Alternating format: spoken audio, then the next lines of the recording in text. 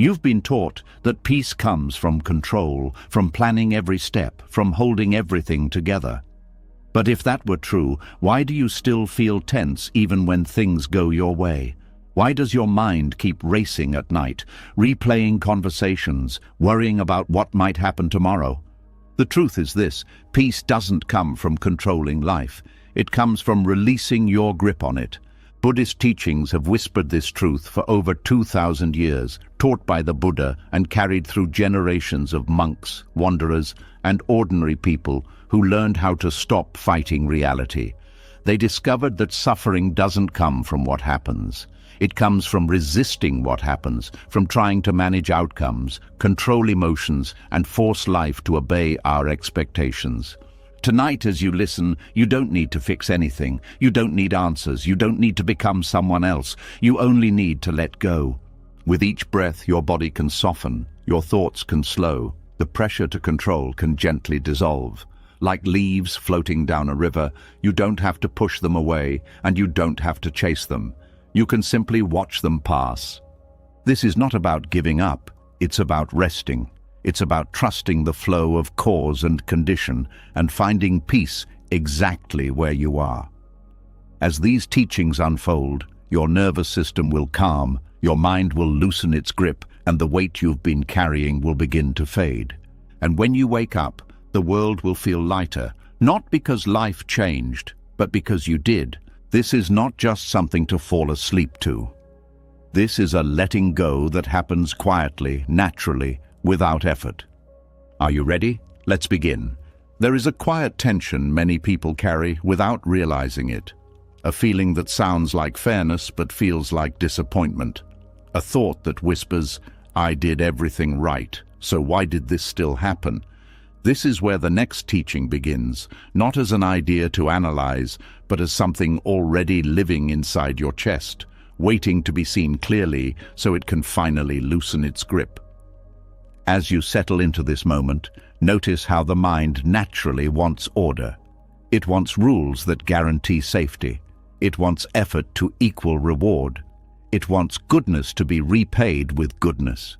This desire feels reasonable, even moral, and yet it is one of the deepest sources of hidden suffering.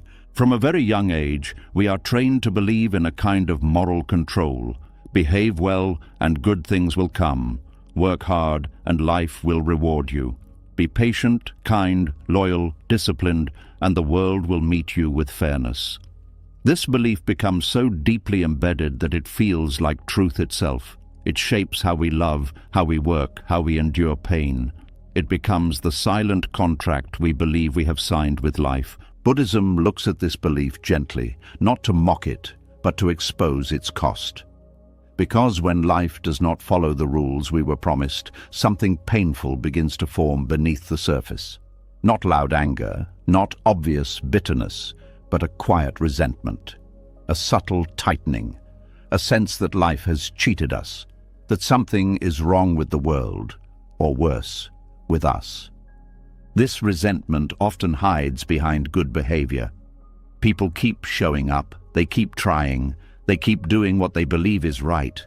But inside, there is a growing heaviness, a tiredness that rest does not fix, a sense of being unseen by life itself. Buddhism teaches that this suffering does not come from failure or bad luck. It comes from the illusion that morality gives us control over outcomes. In Buddhist thought, actions matter deeply, but not in the way we are used to thinking. Doing the right thing shapes the mind, it trains the heart, it reduces harm, but it does not guarantee protection from loss, illness, betrayal, or disappointment. When morality is used as a bargaining tool with reality, it becomes a trap. This is hard to accept because the belief in moral control gives us comfort. It makes the world feel predictable. It allows us to think, if I just stay good enough, careful enough, disciplined enough, nothing too bad will happen. Letting go of this belief can feel frightening, like removing the walls of a house during a storm, but Buddhism suggests something surprising. Those walls were never actually protecting you. They were only giving the illusion of safety while slowly building tension inside. The Buddha taught that life unfolds through causes and conditions, not through moral contracts. This means that every moment arises from countless factors, many of which are far beyond personal intention. Health is influenced by genetics, environment, stress, chance. Relationships are shaped by two full inner worlds colliding, not by one person's goodness. Success depends on timing, opportunity, social systems, and randomness as much as effort. When this is not understood, people turn disappointment inward or outward. They blame themselves or they blame life. Both lead to suffering.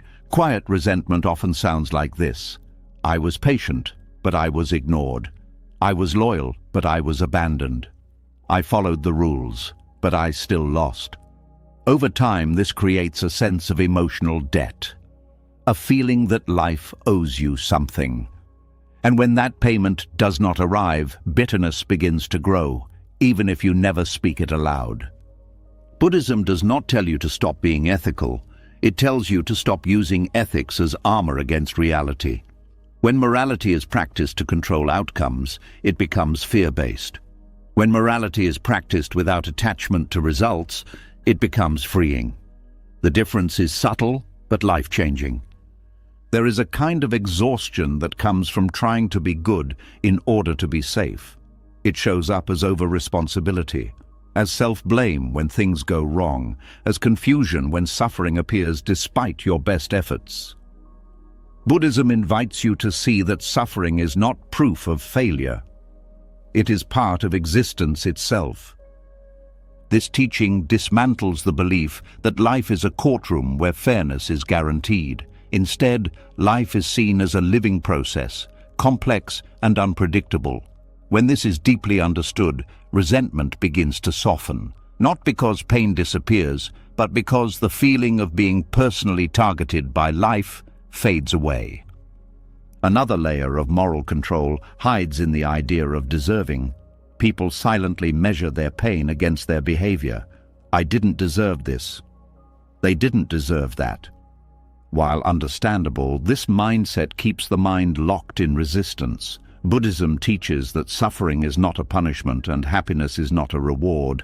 They are experiences arising from conditions. When this is accepted, something inside relaxes. The constant inner argument with reality quiets down. You stop asking life to justify itself. You stop needing reasons that make sense to your sense of fairness. This does not make you passive, it makes you present. Resentment often survives because it feels like a form of self-respect. Letting it go can feel like admitting defeat. Buddhism reframes this completely. Releasing resentment is not surrendering dignity, it is reclaiming peace. It is choosing not to carry extra suffering that does nothing but tighten the heart. There is also a hidden pride that lives inside moral control. The belief that, I know how things should go. When life deviates from this script, the ego feels offended. Buddhism gently points out that this pride keeps us locked in disappointment. When we release the need for life to confirm our moral expectations, humility naturally arises. And with humility comes relief. This teaching also changes how we see others.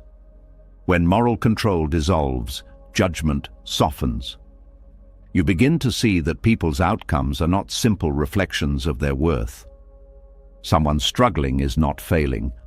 Someone succeeding is not necessarily superior. This understanding opens space for compassion without comparison. Many people are surprised to notice how much anger they have been holding toward life itself. Not dramatic anger, but a low-level bitterness that colors everything. Buddhism teaches that this bitterness is not resolved by trying harder or being better. It dissolves when the illusion that effort guarantees protection is seen clearly and released. This does not mean effort is meaningless. Effort shapes character.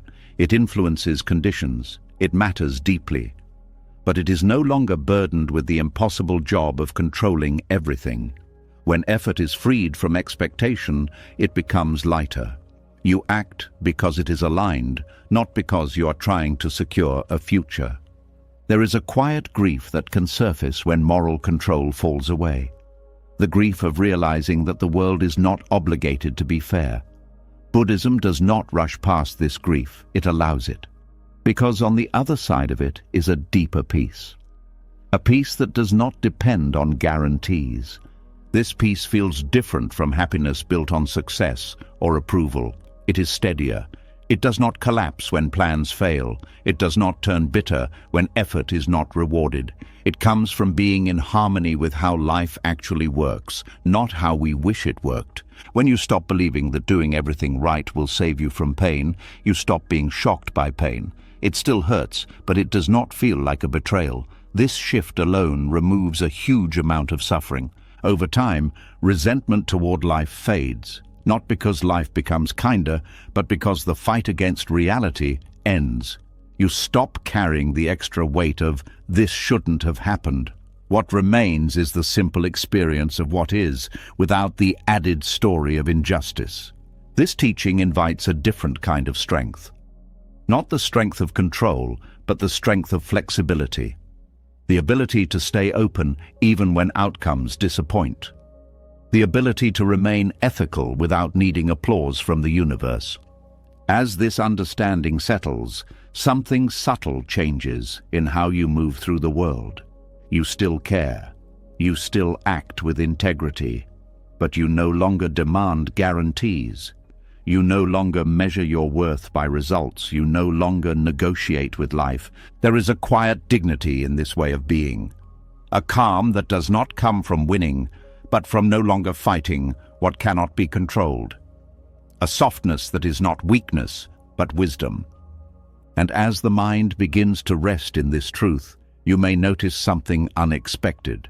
The resentment you thought was protecting you has been replaced by space. Space to breathe, space to feel, space to live without constantly asking life to prove itself to you.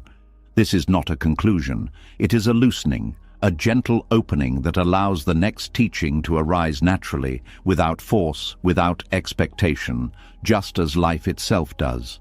That quiet space you just touched, the place where you stop demanding life to prove itself, creates a new kind of openness inside you.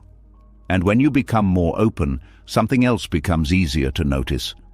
How often your suffering isn't coming from what happened, but from what you wish people would understand about what happened. When resentment toward life softens, a more personal ache can rise to the surface. It's the ache of speaking from the heart and still not being heard. It's the ache of being misread, of being judged too quickly, of being reduced to a version of yourself that isn't true. And if you listen closely, you'll realize this ache has been shaping many of your choices, your tone, your silence, your fear, even your kindness. There's a tender wound most people carry. It doesn't bleed, it doesn't show up on scans, but it shapes whole lives. It's the longing to be understood. Some people chase money because they want security. Some chase success because they want respect. And some chase validation because they want one simple thing. I see you, I get you, you make sense. When you don't receive that, it can feel like standing in a crowded room and still being alone. Here is the strange truth. Rejection hurts, but craving validation can hurt even more. Rejection is direct, it stings, and then it's over. But craving validation is slow poison. It makes you keep returning to the same emotional door, knocking again and again, hoping it will open. It keeps the heart leaning forward, tense, waiting. It turns your peace into a negotiation. Buddhism offers a different kind of freedom here. Not the cold freedom of not caring, not the bitter freedom of, fine, I don't need anyone, but a warm, grounded freedom. Non-attachment to being understood. This does not mean you stop communicating. It means you stop using other people's understanding as proof that you are real. Because the truth is, people misunderstand each other all the time. Even people who love each other. Even people with good intentions. Even people who share the same home and the same bed. Misunderstanding isn't always cruelty. Sometimes it's limitation. Sometimes it's distraction. Sometimes it's a lifetime of personal filters. Your words pass through someone else's mind, and their mind is not neutral. It carries old pain, old beliefs, old fears, old pride. They don't hear you as you are. They hear you through what they have lived. So when you desperately need to be understood, you unknowingly hand your inner peace to the most unstable thing in the world, another person's perception. And perception is slippery. One day, someone thinks you're wise. The next day, they think you're arrogant. One day, someone praises your kindness. The next day, they call you weak. If your peace depends on their clarity, you will never rest. You will keep adjusting yourself, explaining yourself, defending yourself, polishing yourself, and shrinking parts of yourself just to fit into the frame they can handle. This is where craving validation creates suffering that rejection never could. Rejection is one moment. Craving is constant. Craving creates a mental habit. You start scanning faces, reading tone, watching response time, analyzing punctuation, hunting for signs that you are accepted. And even when things are going well, you can't fully enjoy it because your mind is busy trying to secure it. It also creates performance. Not always obvious performance. Sometimes it's emotional performance. You laugh at jokes you don't find funny. You agree quickly to avoid conflict. You soften your truth to protect someone's comfort. You over-explain because silence feels like danger. You write long messages hoping the other person will finally get it. You replay conversations, thinking of better lines, stronger points, cleaner proof. But the problem was never your wording. The problem was the attachment. The Buddha taught that attachment is a cause of suffering.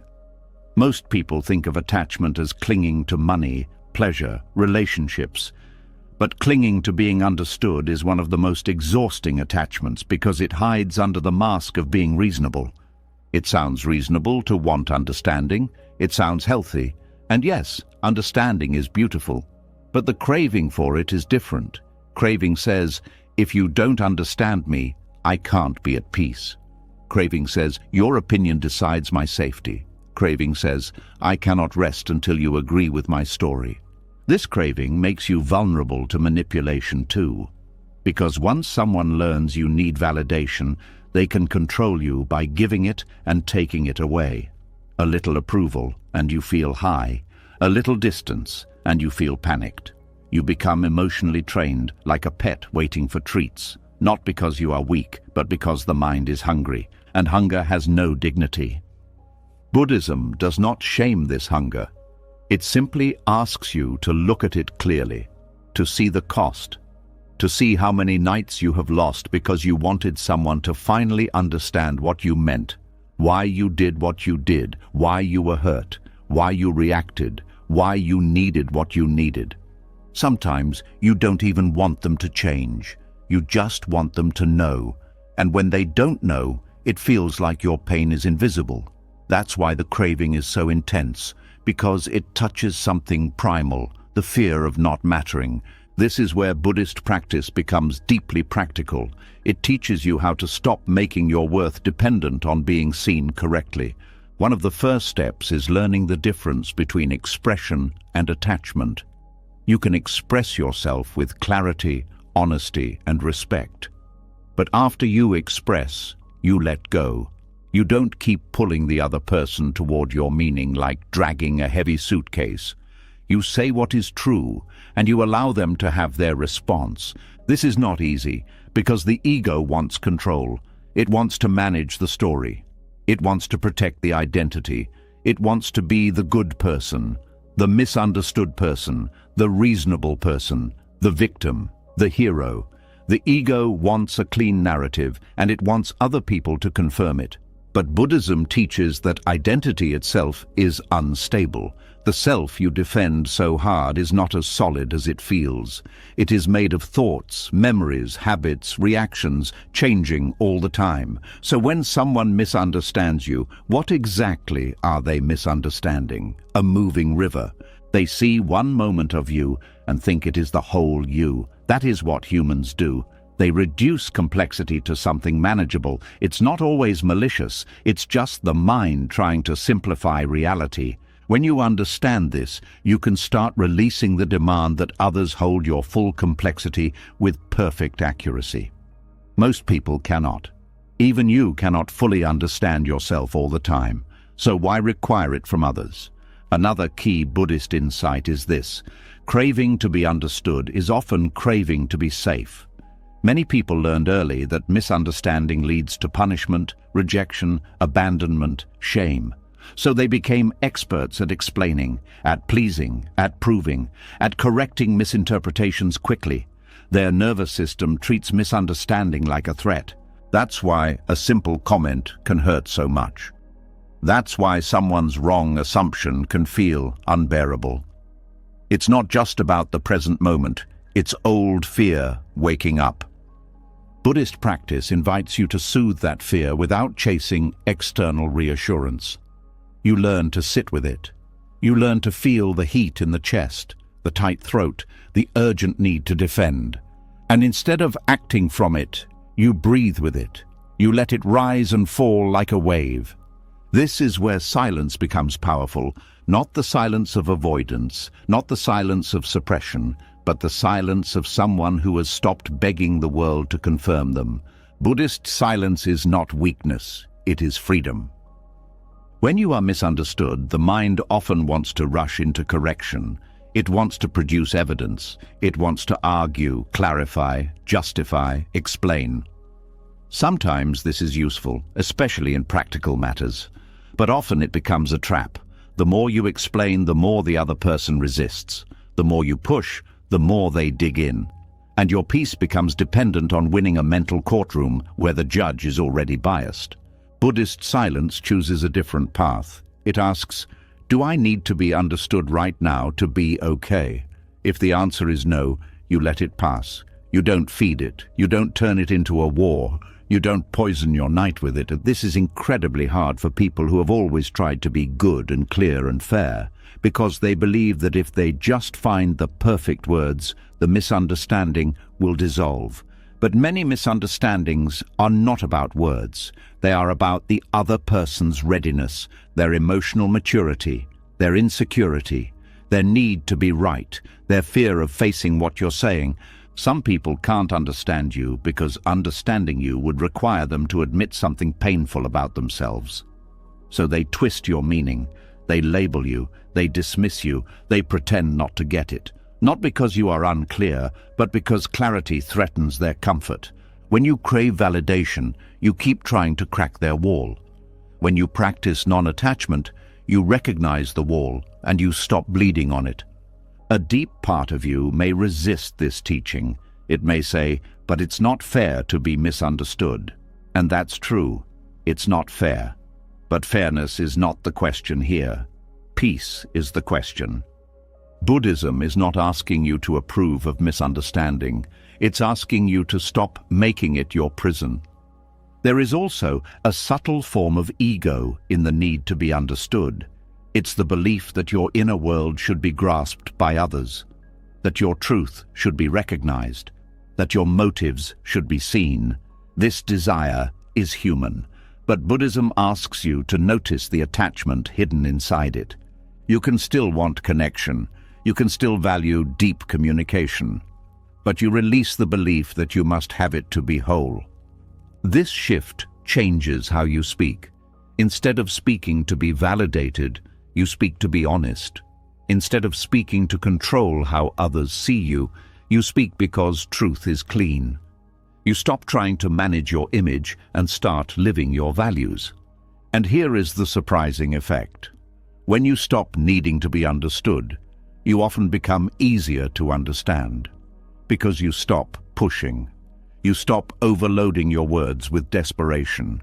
You stop vibrating with the energy of "please agree with me." Your message becomes simpler. Your presence becomes calmer. And people can feel that. But even if they still misunderstand, you don't collapse.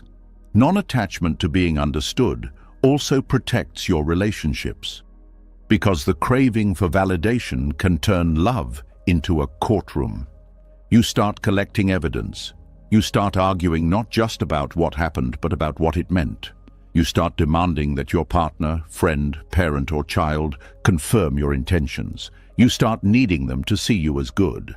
And when they don't, you punish them with coldness, lectures, withdrawal, sarcasm, or endless explanation. Buddhism teaches that suffering grows when we demand that others carry our inner emotional needs perfectly.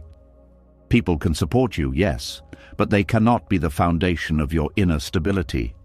When you release that demand, relationships become lighter. You stop asking people to constantly reassure your identity. You give them space to be imperfect. You stop taking everything as a personal statement about your worth. You become less reactive. And that itself is a form of love. This teaching also protects you from the trap of public opinion. In the modern world, misunderstanding spreads fast.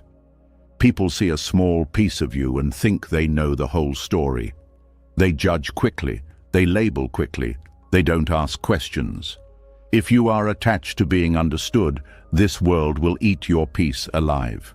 Buddhism trains you to be stable in the face of changing views. Praise and blame become like wind. Pleasant sometimes, unpleasant sometimes, but not your identity. A useful way to see this is to understand that being misunderstood is part of being alive. Even the Buddha was misunderstood.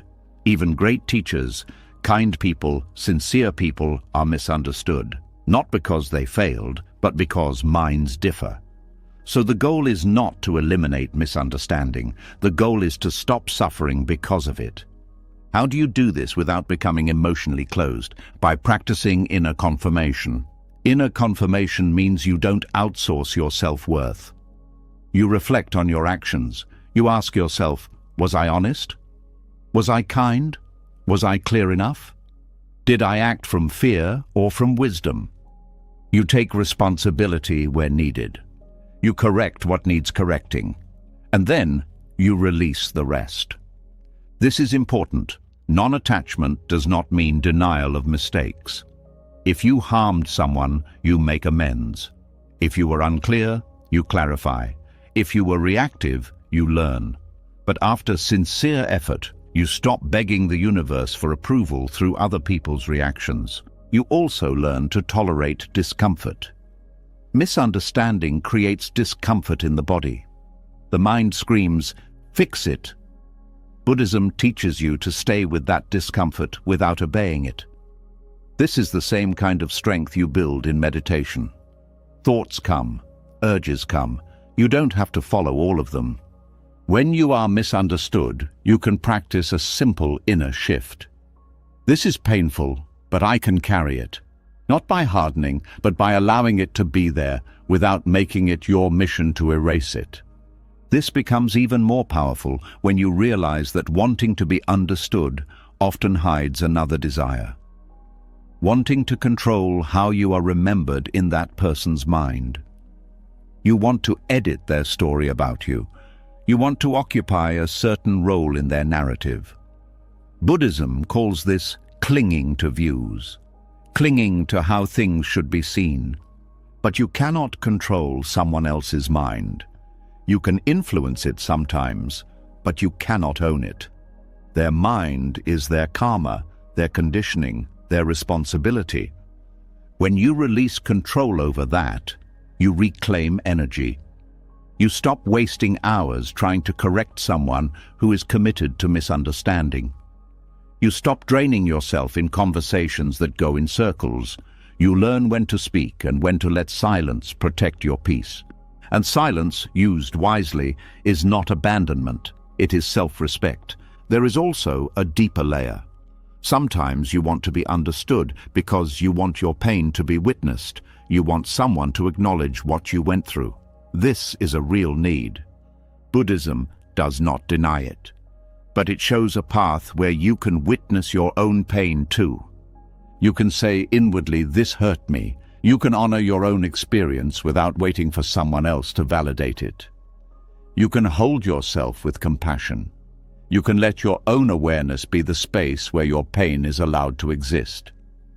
This is one of the most healing things a human can learn, because waiting for the wrong person to understand you is like waiting for rain from a locked sky. You can waste years. Buddhism teaches you to stop begging for water and start becoming a well. This does not mean you stop seeking healthy connection. You can still choose people who listen. You can still build relationships where understanding flows both ways. But you stop turning understanding into a requirement for survival. You stop making it the condition for peace. You also begin to see that misunderstanding can be a teacher. It shows you where you are still attached. It shows you where your ego still needs confirmation. It shows you where your fear still wants protection. Each misunderstanding becomes a mirror, not a mirror of your worth, but a mirror of your clinging. And as clinging reduces, freedom grows. There is a quiet moment that comes when you no longer chase being understood. It feels like stepping out of a loud room into fresh air. Your mind stops rehearsing speeches. Your chest stops tightening over other people's opinions. You speak less, but your words become more honest. You explain less, but you become more real. You stop performing your goodness. You simply live it. And when someone misunderstands you, you may still feel a sting. You are human, but the sting passes through instead of setting up a home inside you. This is the kind of freedom that makes sleep easier, because so much insomnia is not caused by the day itself, but by the mind replaying how it was seen, how it was judged, what it should have said, what it needs to prove. As this teaching settles, there is nothing left to prove tonight. You do not need to be understood by everyone. You do not need to win every mental argument. You do not need to correct every assumption. You only need to be aligned with your own truth and gentle with your own heart. When the urge to be understood loosens its grip, another habit of the mind quietly reveals itself. It shows up in unfinished conversations, unanswered messages, relationships that ended without explanation, questions that never found a reply. It's the tension of something left open, the feeling that peace is waiting on one final answer.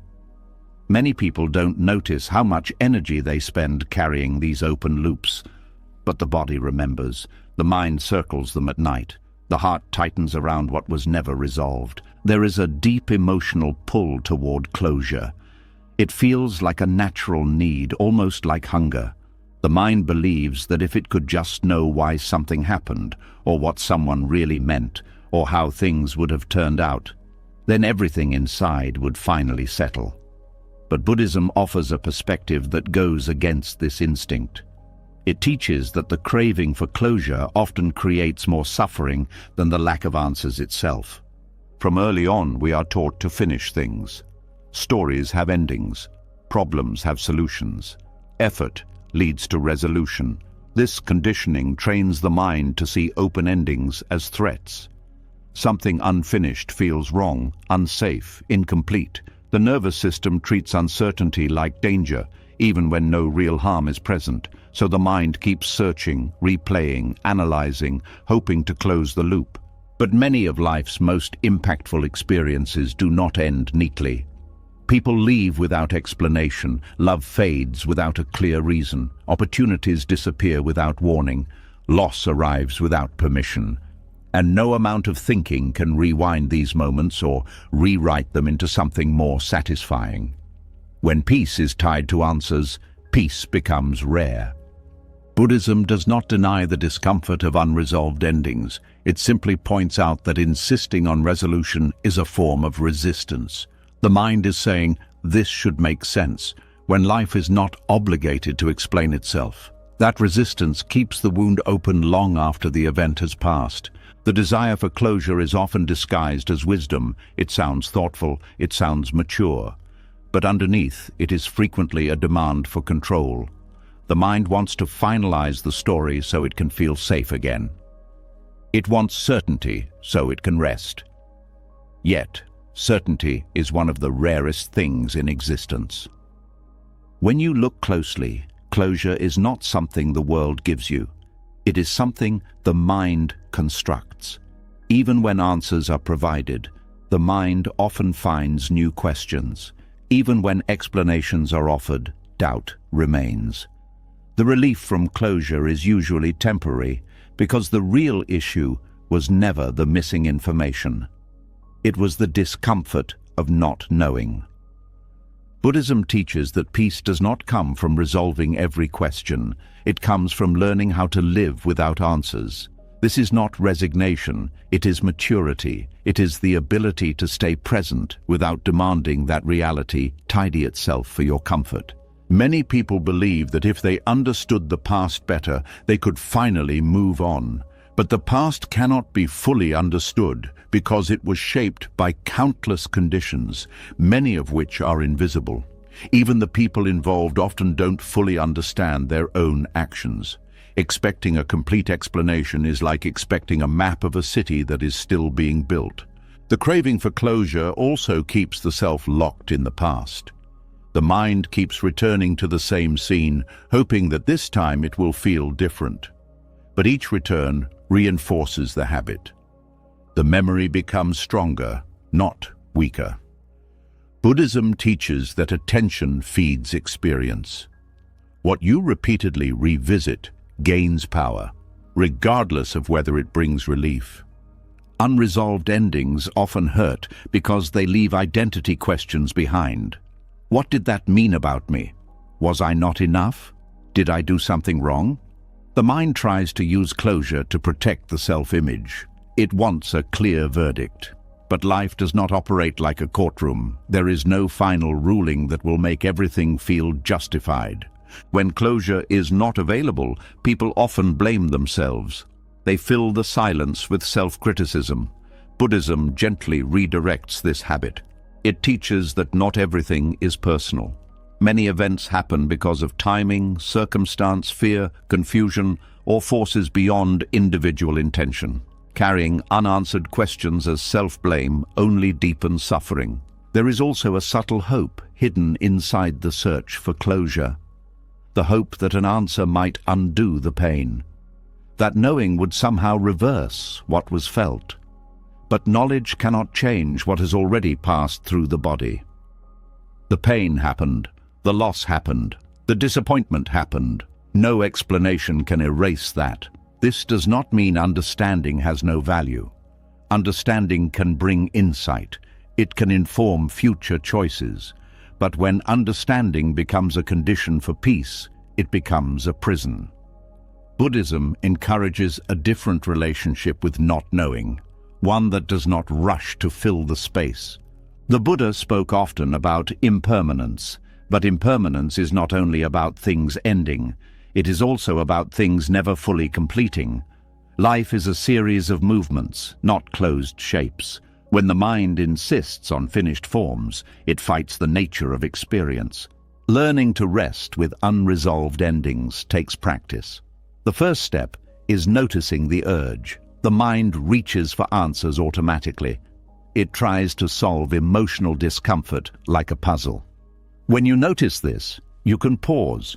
You can feel the discomfort without turning it into a problem that needs fixing.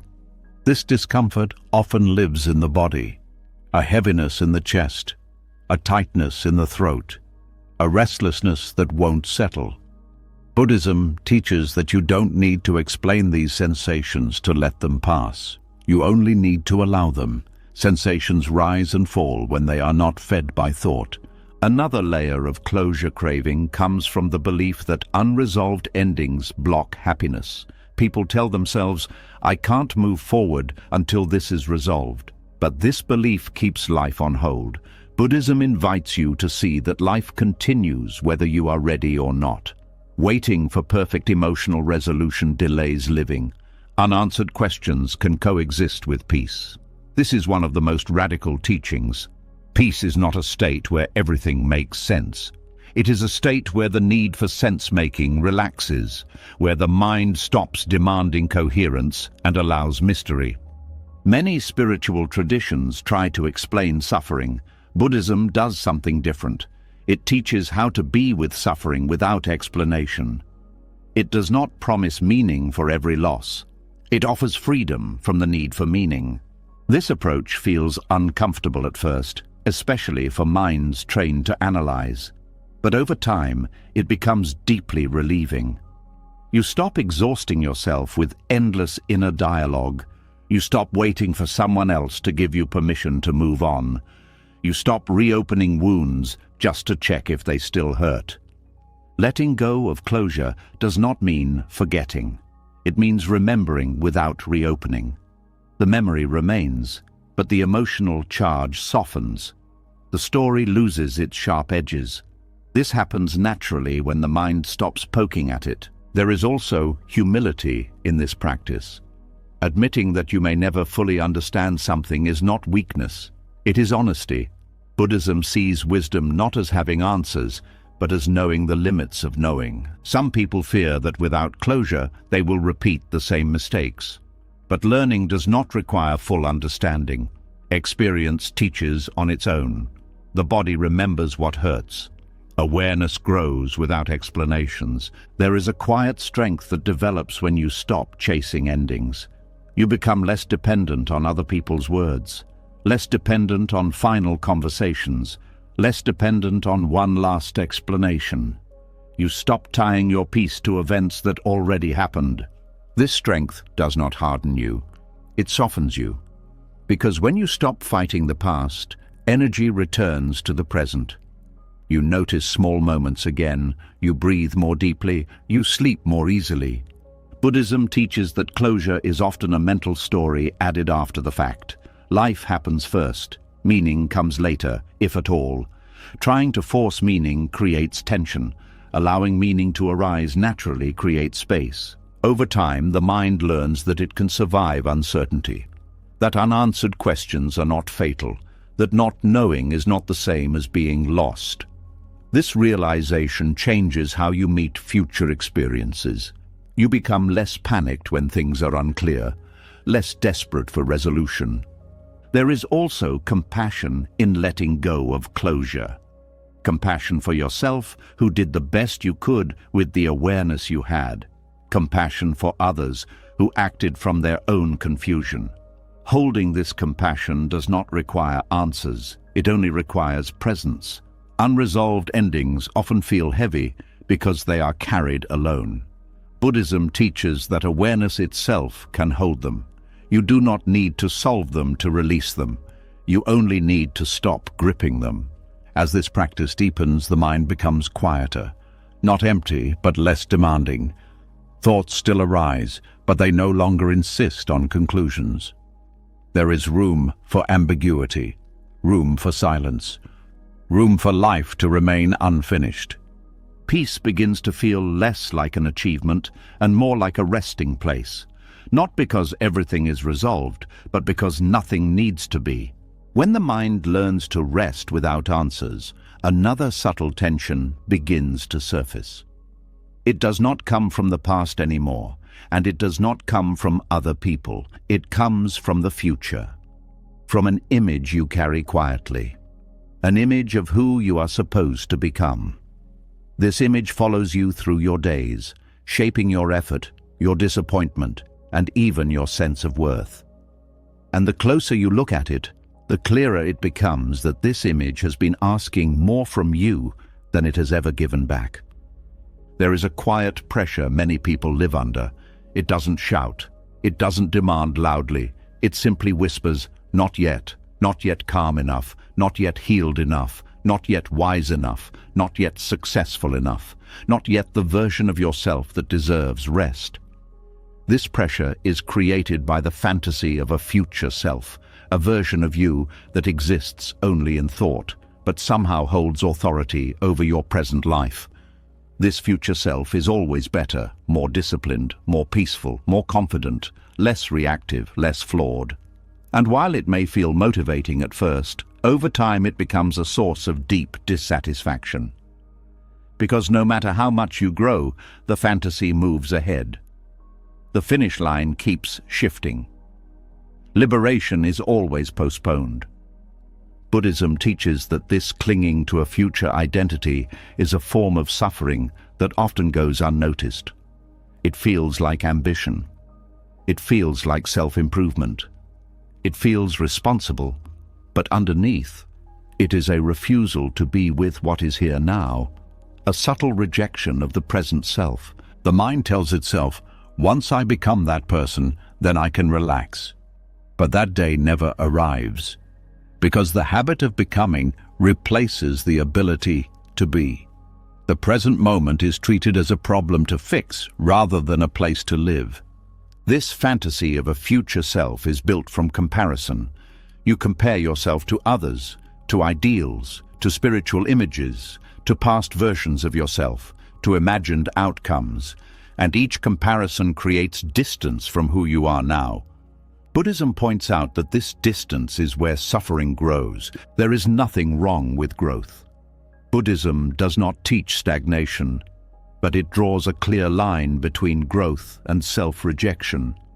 Growth happens naturally when awareness deepens. Self-rejection happens when you believe you are not enough as you are. Clinging to a future self turns life into a waiting room. You are always preparing, always working towards something that feels more real than the moment you are in. Joy becomes conditional. Peace becomes delayed. You tell yourself you will rest later, be kind to yourself later, accept yourself later. This habit also distorts effort. Effort becomes heavy because it is tied to identity. You are not just practicing, learning, or healing. You are trying to become someone, and when progress feels slow, the mind turns harsh. You criticize yourself. You feel behind. You feel like you are failing at becoming. Buddhism teaches that the self you are trying to perfect is not a solid thing. It is a collection of habits, thoughts, emotions, and conditions that are constantly changing. Building your peace on a future version of this shifting process is unstable from the start. The fantasy future self often looks calm, confident, and complete. But it is an illusion created by the mind's tendency to idealize what is not here. The present self, by contrast, feels messy, inconsistent, unfinished. The mind prefers the fantasy because it feels clean. But life is not clean, life is alive. When you chase the future self, you subtly turn away from your current experience. You don't fully listen to your body. You don't fully feel your emotions. You rush through moments because they are only steps towards something else. Buddhism invites you to notice how much of life you miss while preparing to live it. This attachment also creates fear, because if your worth is tied to who you will become, then any obstacle feels threatening. Setbacks feel like proof that you are failing at becoming yourself. Aging feels dangerous. Mistakes feel heavy. You start managing your image instead of meeting your experience. There is also exhaustion in this. Carrying an ideal self is tiring. You are constantly measuring, constantly adjusting, constantly reminding yourself who you should be. The mind never fully rests because it is always looking forward. Buddhism offers a radical alternative. Liberation is not found in becoming someone else. It is found in seeing clearly who is already here without adding or subtracting. This does not mean celebrating harmful behavior or ignoring growth. It means ending the war with your present nature. It means allowing yourself to be incomplete without turning incompleteness into a problem. When you stop clinging to the future self, effort changes quality. You still act, you still learn. But the effort is lighter. It is no longer fueled by self-criticism. It is guided by curiosity and care rather than fear of not being enough. The Buddha taught that suffering comes from attachment, and this includes attachment to identities that do not yet exist. When you release this attachment, the present moment becomes sufficient. Not perfect, but sufficient, and sufficiency brings peace. The fantasy future self also interferes with compassion. When you believe you must fix yourself before you are worthy, you apply the same standard to others. You become impatient with their flaws. You wait for them to change before offering full acceptance. Letting go of the future self softens this judgment. Another subtle cost of this attachment is how it delays gratitude. You overlook what you already are capable of. You ignore the resilience you have built. You discount the wisdom gained through pain, because your attention is locked on what is missing. Buddhism teaches that the present self is not an obstacle to awakening. It is the doorway. Every emotion, every reaction, every limitation is material for awareness. When you stop trying to escape who you are, you can finally learn from who you are. There is also honesty in this surrender. You stop pretending you know exactly who you should become. You accept uncertainty about your path. You allow life to shape you instead of forcing yourself into a predetermined mold. This surrender can feel scary at first. Without the future self, the mind feels unstructured. It asks, then who am I? Buddhism answers gently, you are what is happening now, not a label, not a destination, a process unfolding. When this understanding deepens, self-worth stops being a project. You no longer need to earn rest. You no longer postpone peace. You stop treating yourself as a problem to solve. This also changes how you relate to time. The future loses its grip. The present gains depth. You notice small things again. Breath, sensation, silence. These were always available, but the fantasy future self kept pulling attention away. Letting go of who you think you should become does not erase direction. It removes rigidity. You move forward without dragging an image behind you. You adapt more easily. You suffer less when plans change. There is a quiet relief in no longer needing to become. The mind softens, the body relaxes. You are allowed to arrive in your own life, not as a finished product, but as a living being. This surrender does not happen all at once. The fantasy future self has been rehearsed for years. It returns out of habit. Buddhism does not demand that you destroy it. It asks you to notice it. Each time you see it and do not obey it, its grip weakens. Gradually, effort and peace stop competing. You can grow without self-rejection. You can change without believing you are broken. You can move forward without abandoning yourself. And in this way, liberation stops being something ahead of you. It becomes something you can feel now, quietly, in the simple act of no longer demanding that you be someone else. As the pressure to become someone else begins to fade, another force quietly reveals itself. It doesn't live in the future as an ideal self, and it doesn't live in the past as unanswered questions. It lives in the space between people. It hides inside care, inside hope, inside love itself. It feels reasonable. It feels kind. Yet it tightens the heart and strains connection in ways that are rarely spoken about. This is the weight of expectation. There is a certain discomfort that arises not from conflict, but from anticipation. From waiting, from the silent belief that someone should act a certain way, feel a certain thing, or respond on a certain timeline. Expectations often arrive dressed as concern. They sound like, I just want what's best, or they should know by now, or after everything I've done, this isn't too much to ask. But beneath these thoughts is a subtle attempt to shape reality so it feels safer, more predictable, more comforting to the self. Buddhism looks at expectation not as a moral failure, but as a form of control. Not loud control, not obvious domination, but quiet pressure placed on people and moments to be different from what they are. This pressure creates tension long before any words are spoken. It is felt in the body, in the tightening of the jaw, in the holding of breath, in the disappointment that appears before anything has actually gone wrong. Expectations poison joy because they pull attention away from what is happening and place it on what should be happening. The present moment becomes insufficient. It is measured against an internal script. And whenever reality fails to match the script, suffering appears. Even positive expectations carry this weight. Expecting someone to be supportive, grateful, loving, or understanding feels justified. After all, these are good qualities. But when these expectations become demands, they stop being loving. They become conditions, and conditions quietly replace freedom.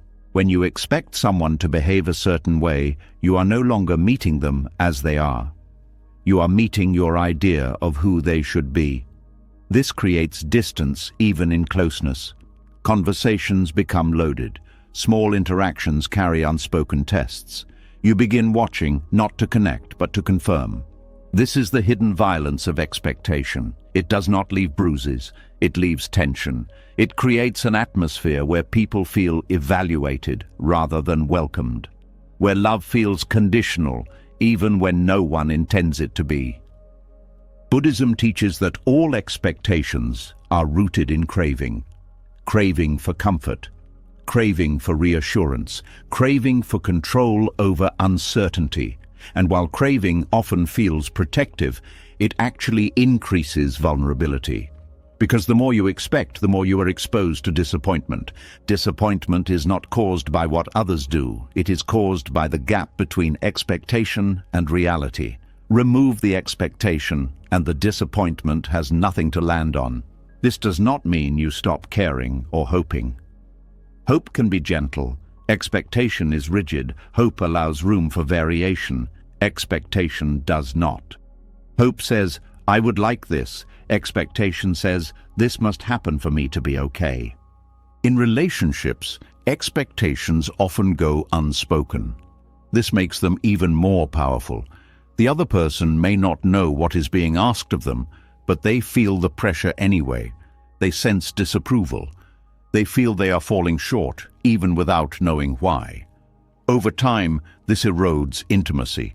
Many conflicts are not about actions, but about unmet expectations that were never communicated clearly. One person feels hurt, the other feels confused. Both feel misunderstood. Buddhism teaches that clarity begins not with demanding change, but with examining the expectations themselves. Where did they come from? Were they learned? Were they inherited? Were they shaped by fear rather than wisdom? Expectations often come from the fantasy of control, the belief that if people behave in certain ways, pain can be avoided. But pain is not so easily managed. People are not machines. Emotions are not switches. Life does not follow scripts. When expectations are placed on yourself, the damage is internal. You measure your worth by productivity, calmness, success, or progress. You punish yourself for being human. This creates inner violence that feels like motivation but functions as pressure. Buddhism teaches that kindness toward oneself begins with releasing expectations of perfection. Growth happens through awareness, not self-coercion. When expectations soften, effort becomes sustainable. You act from care instead of fear. There is also an expectation that suffering should make sense, that healing should be linear, that progress should be visible. These expectations turn natural fluctuations into personal failures. When you expect constant improvement, normal setbacks feel catastrophic. Letting go of expectation does not mean lowering standards or abandoning values. It means separating values from demands. You can value honesty without expecting it perfectly. You can value love without demanding it constantly. You can value growth without forcing it. This distinction changes everything. Expectations also shape how you listen. When you expect someone to agree, you stop hearing what they are actually saying. When you expect gratitude, you miss genuine expression. When you expect appreciation, you overlook quiet presence. The moment becomes filtered through desire. Buddhism encourages direct contact with reality. This means meeting people as they are today, not as they were yesterday or as you hope they will be tomorrow. It means allowing moments to unfold without immediately evaluating them. This is difficult because expectations often feel like investments. You have put time, effort, love, sacrifice into something, and you expect a return. When it doesn't come, resentment builds. Buddhism does not deny this pain. It asks you to notice how attachment to outcomes keeps the pain alive. Giving without expectation is not self-erasure. It is freedom. It does not mean allowing harm or disrespect. Boundaries are still necessary, but boundaries are clear and clean. Expectations are heavy and silent. A boundary says, "This is what I need to stay healthy." An expectation says, "You should already know what I need." One protects, the other controls. There is also a deep cultural conditioning around expectation. Society teaches timelines, achievements, milestones. You expect yourself and others to follow these paths. When life deviates, anxiety appears. Buddhism teaches that life does not owe you a schedule. When expectations drop, gratitude becomes possible. Not forced gratitude, real gratitude. You notice what is actually given instead of focusing on what is missing. You receive without calculating. This softens the heart. Expectation also blocks forgiveness. You expect people to know better, to act better, to heal faster. When they don't, anger stays alive. Buddhism teaches forgiveness not as forgetting, but as releasing the demand that the past be different. There is humility in letting go of expectation. You admit that you do not fully know what is best. You accept that others are walking paths shaped by conditions you cannot see. This humility creates space for compassion. Expectations are also linked to identity. You expect yourself to live up to an image. You expect others to treat you according to a role. When these identities are threatened, suffering arises. Buddhism teaches that identity itself is fluid. Releasing rigid roles reduces conflict. When expectation loosens, joy becomes simpler. You are not constantly checking whether the moment meets your criteria. You allow pleasant experiences to be pleasant without demanding they last. You allow neutral moments to be neutral without turning them into problems. This does not mean life becomes perfect. It means you stop adding extra suffering on top of what already exists. In relationships, this creates warmth. People feel safer around you because they are not being measured constantly. Conversations feel lighter. Silence feels less threatening. Presence becomes enough. Letting go of expectation also protects your energy. You stop wasting emotional resources on disappointment. You stop rehearsing grievances. You stop carrying resentment that was born from unmet assumptions. Buddhism teaches that peace grows when control dissolves. Expectation is one of the most socially acceptable forms of control.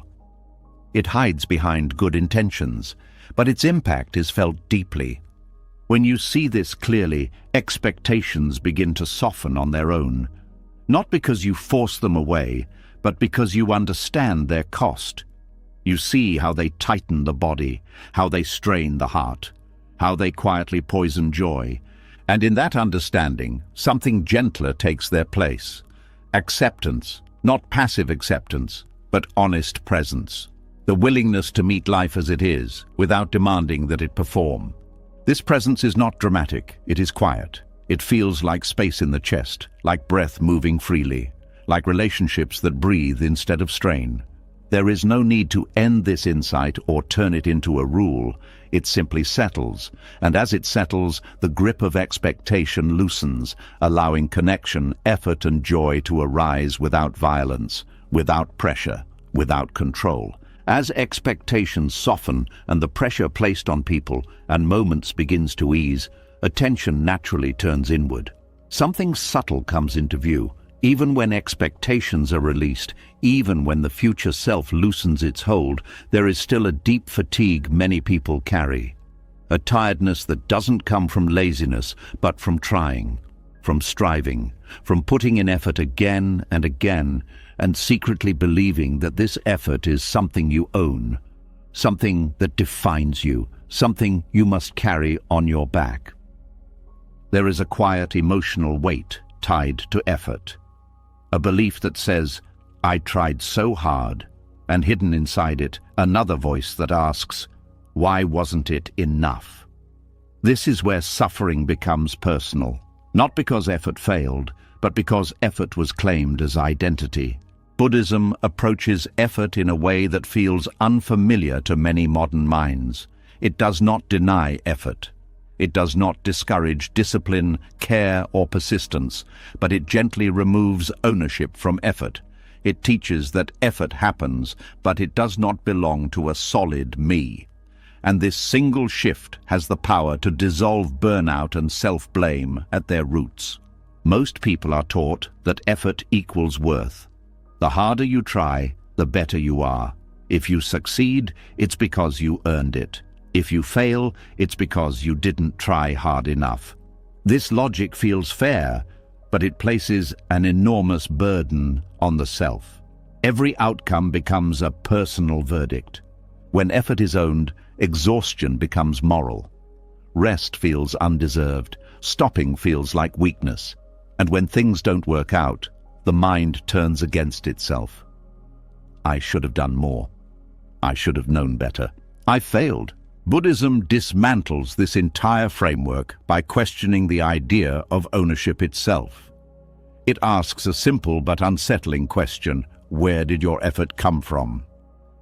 Effort arises from conditions, from upbringing, from health, from opportunity, from inspiration, from support, from timing, from countless factors you did not create. Even the desire to try comes from causes outside your control.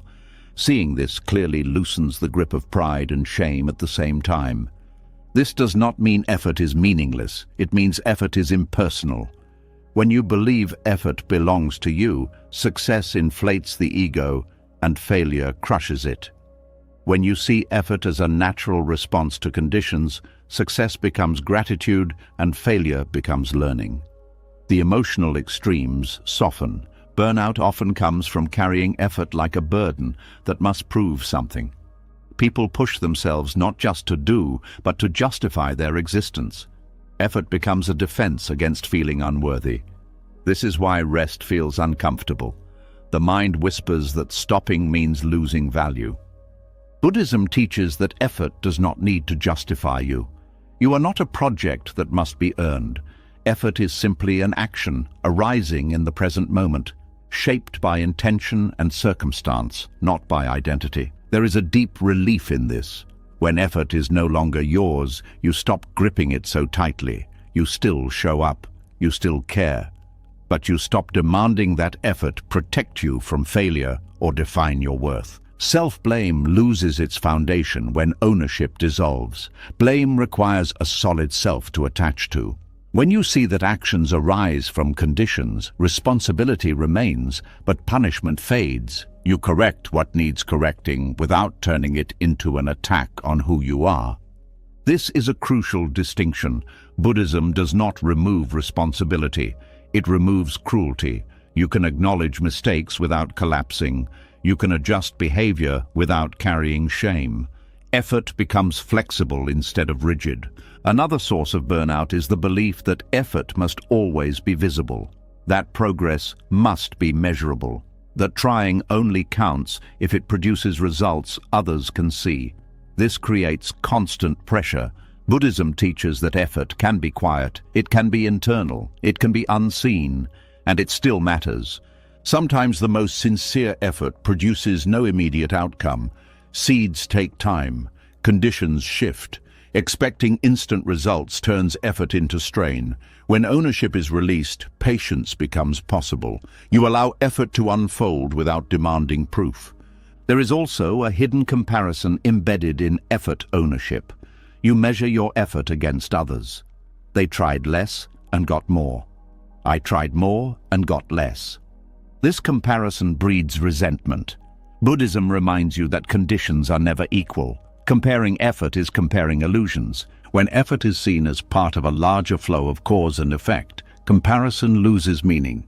You focus on what is appropriate now, not on how it measures up. Releasing ownership over effort also changes motivation.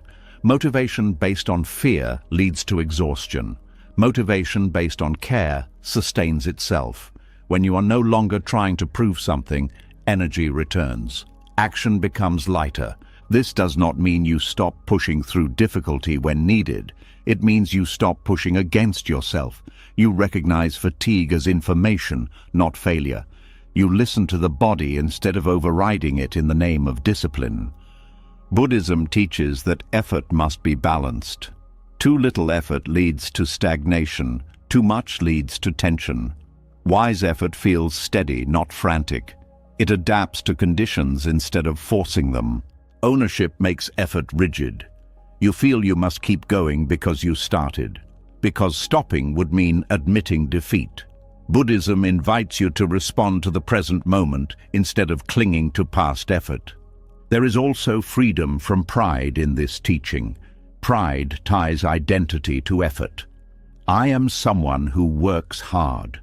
When this identity is threatened, fear appears.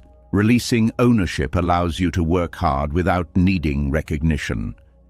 Effort becomes service, not self-definition. This freedom extends to helping others. When you don't own effort, you don't take responsibility for outcomes that are not yours to control. You offer support without carrying guilt if it doesn't fix everything. This protects compassion from turning into exhaustion. Many people burn out because they believe effort should save others. When it doesn't, they feel they failed. Buddhism teaches that you can contribute without controlling. You can care without owning results. This teaching also softens regret. Regret often comes from replaying effort and believing it should have led somewhere else. When ownership is released, regret turns into reflection. You learn without punishing yourself. There is humility here too. You recognize that effort is not entirely personal, that grace, luck, timing, and support play roles. This humility is not diminishing, it is grounding. It keeps you connected to reality. When effort is no longer owned, rest becomes natural. Not earned, not justified. Rest becomes part of the cycle of action. You stop treating rest as a reward and start treating it as maintenance. This changes how you relate to time. You stop racing against an invisible clock. You stop fearing pauses. You allow recovery. Burnout loses its grip because you are no longer at war with your limits. Buddhism also teaches that effort must be aligned. Effort without awareness becomes mechanical. Awareness without effort becomes passive. When ownership is released, effort and awareness work together. You act with intention, but you stay open to change. This alignment brings a sense of ease, even in difficulty. You can work hard without feeling crushed. You can try sincerely without collapsing when things don't go as planned. Another subtle shift happens in how you talk to yourself. The inner voice becomes kinder, not indulgent, but honest. You stop using effort as a weapon against yourself. You stop saying, "I should have tried harder," and start asking, "What was possible given the conditions?" This question opens space instead of closing it. Releasing ownership over effort also dissolves the fear of stopping. Many people keep going long past what is healthy because they fear what stopping says about them. When effort is no longer identity, stopping becomes a choice, not a threat. You begin to trust that you are still worthy even when you rest, even when you fail, even when you change direction. This trust is deeply stabilizing.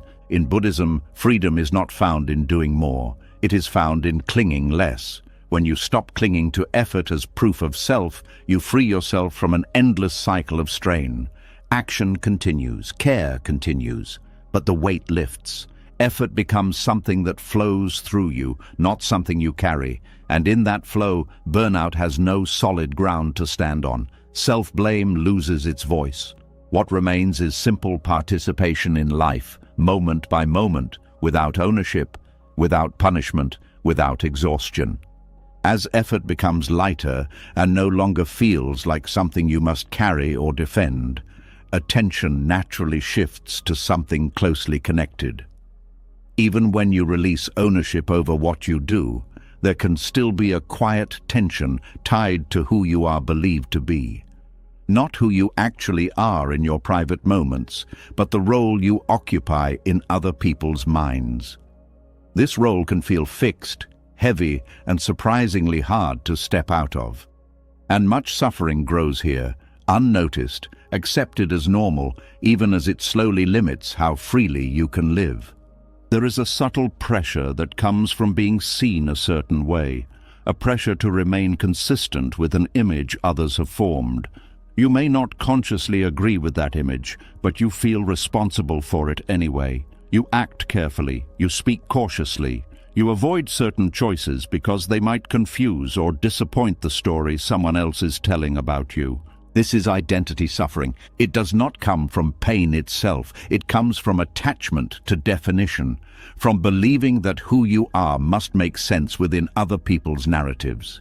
From early in life, you are given roles: the responsible one, the strong one, the quiet one, the smart one, the difficult one, the helper, the disappointment.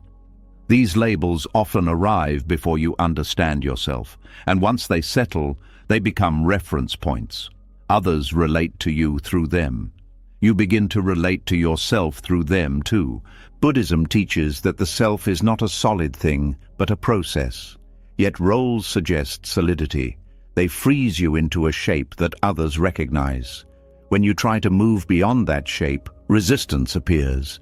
Sometimes gently, sometimes harshly, sometimes in the form of confusion, guilt, or withdrawal of approval. This creates suffering, not because the role is always negative. Even positive roles can be prisons. Being the reliable one can trap you into overgiving. Being the calm one can make you feel unable to express pain. Being the strong one can leave you alone when you need support. The role becomes a silent contract you never agreed to but feel bound by. Identity suffering grows when you believe you must protect these roles to remain safe or loved. You start managing perception. You anticipate reactions. You filter yourself to fit expectations. Over time, this creates distance from your own experience. Buddhism does not ask you to reject all roles immediately.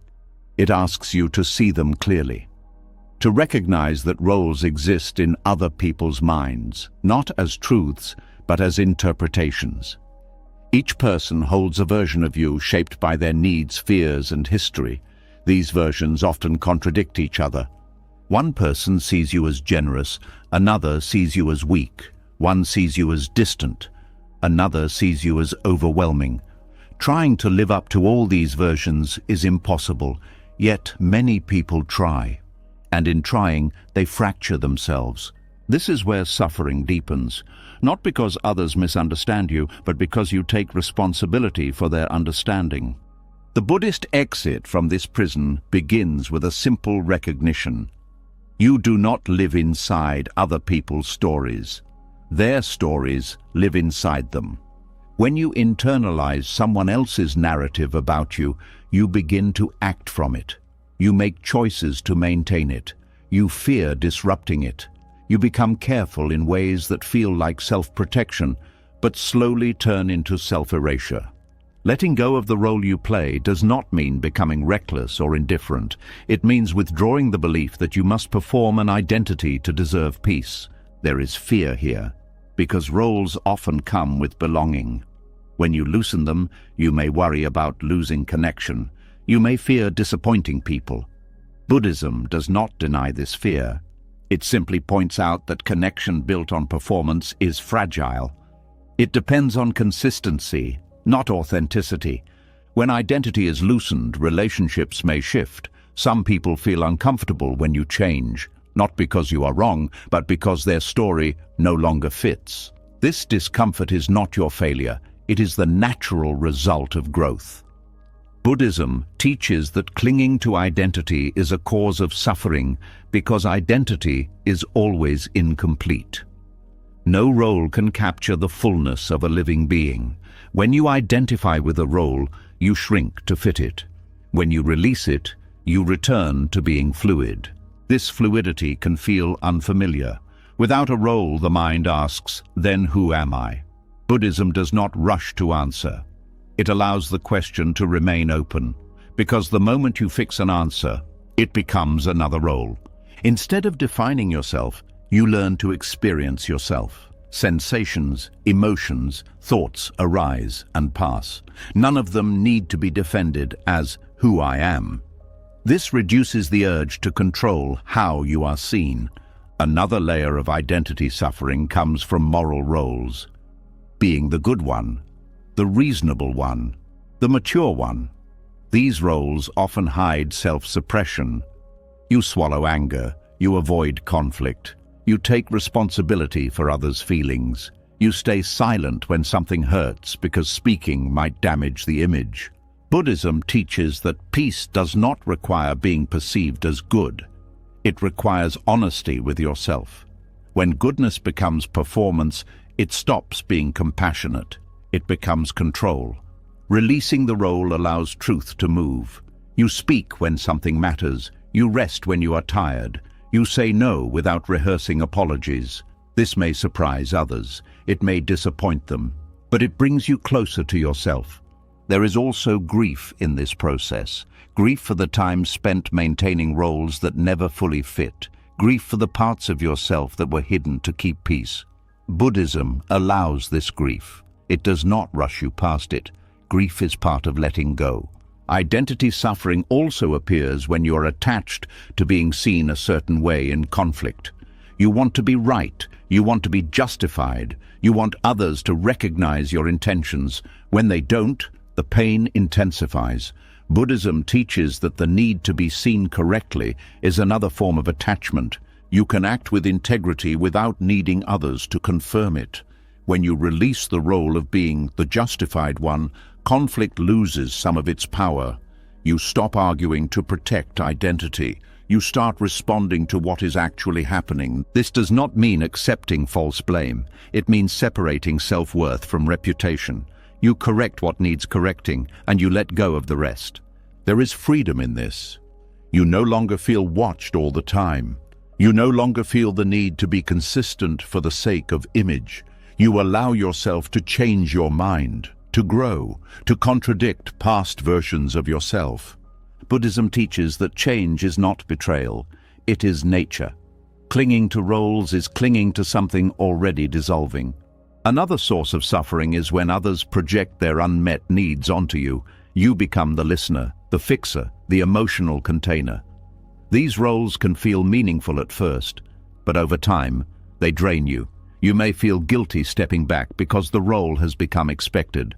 Letting go here is not abandonment, it is honesty. You recognize that you cannot be everything for everyone. You allow others to take responsibility for their own lives. This can feel uncomfortable, but it restores balance. Identity suffering is also reinforced by memory. People remember you as you were, not as you are becoming. They relate to old versions. When you act differently, they may resist. Buddhism teaches that you are not obligated to remain who you were for someone else's comfort. This teaching is deeply compassionate. It frees you from living in someone else's past. When you stop clinging to roles, the mind becomes quieter. You stop rehearsing how to present yourself. You stop anticipating judgment. You stop filtering your responses excessively. Life feels more direct. This does not mean you lose empathy. You still care how actions affect others, but you stop carrying their interpretations as your responsibility. There is a subtle joy in this freedom. You laugh more easily. You speak more simply. You are less strategic. You show up as you are that day, not as who you are supposed to be. Buddhism teaches that liberation is not about becoming invisible or detached.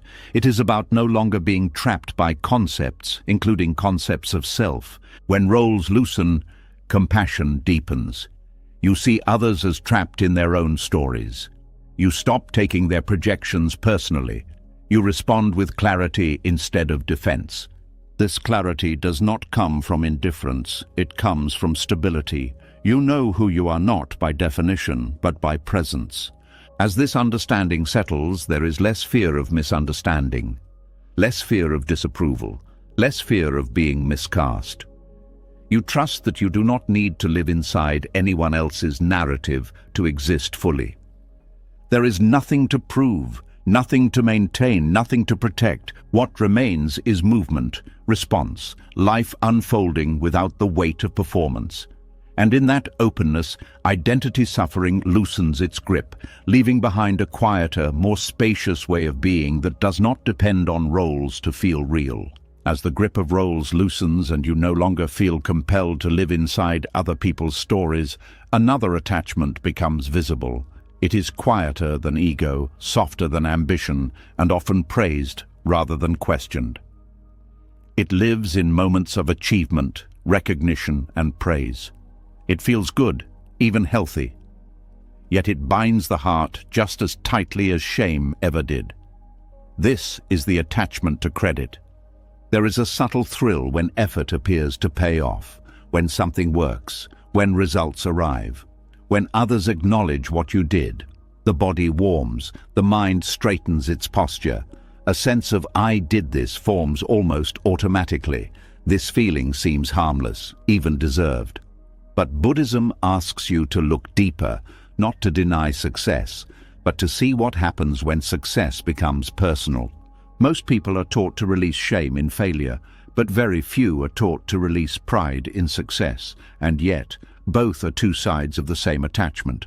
Both require a solid self to cling to. Both tie your peace to outcomes. Both make life heavier than it needs to be. When you unclaim credit, you do not deny action. You do not pretend nothing happened. You simply stop turning success into identity. Success is often treated as proof that you are capable, proof that you are worthy, proof that you matter. When success becomes proof, pride becomes necessary. And when pride becomes necessary, fear quietly follows. Because what was proven can be lost. Buddhism teaches that pride and shame are siblings. Pride inflates the self, shame collapses it, but both keep you trapped in the same structure, the belief that outcomes define who you are. Unclaiming credit loosens this structure. It begins with understanding how little control you actually had, not in a dismissive way, but in an honest one. Every success arises from countless conditions: timing, support, health, opportunity, education, help from others. Even the energy to act came from causes beyond your choosing.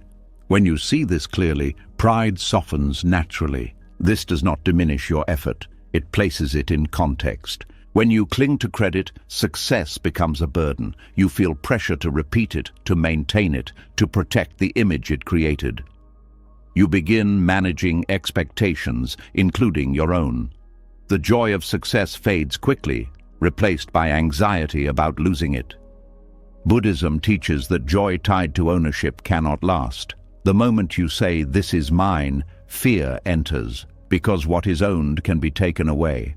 Unclaiming credit allows success to pass through without sticking. You appreciate it fully without gripping it. You let it warm you without letting it define you. There is also a subtle comparison that comes with claiming credit. You measure yourself against others. You feel ahead or behind, superior or inferior. Even if you never say it aloud, the mind keeps score. This scoring creates separation. It turns shared humanity into competition.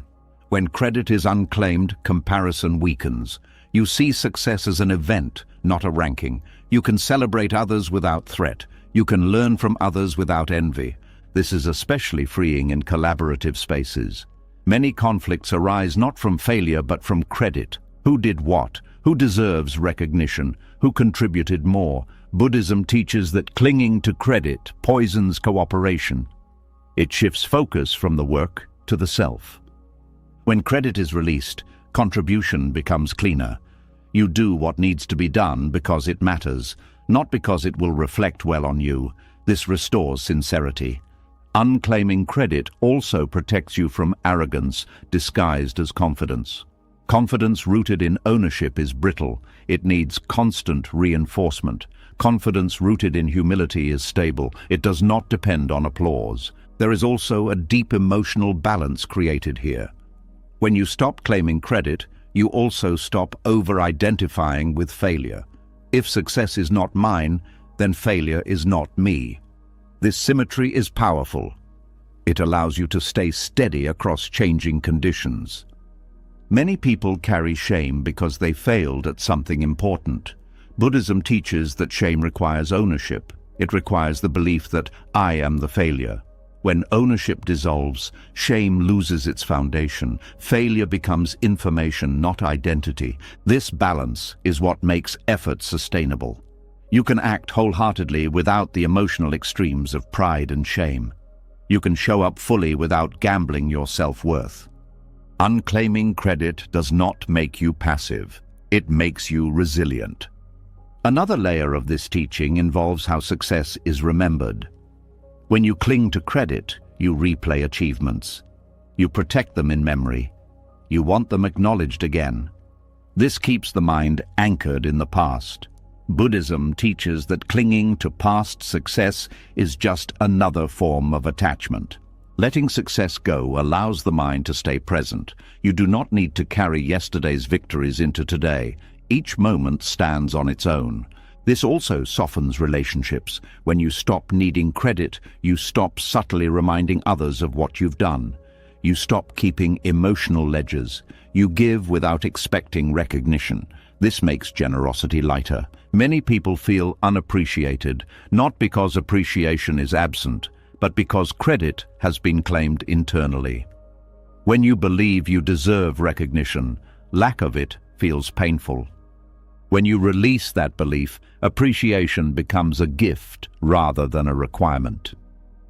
Buddhism does not say recognition is wrong. It says attachment to recognition is costly. There is also freedom in anonymity, doing good without being seen, contributing without being named. Buddhism values this deeply because it purifies intention. You act because it is right, not because it enhances identity. Unclaiming credit also protects the heart when success attracts projection. Praise can distort relationships. People may idealize you, envy you, or expect more from you. When you don't own the success, these projections slide off more easily. You remain grounded. This teaching is especially important in spiritual practice. Pride in progress can be as limiting as discouragement. I am advanced. I am more aware. These thoughts create distance from others and from reality. Buddhism teaches that the moment you claim spiritual credit, practice stalls.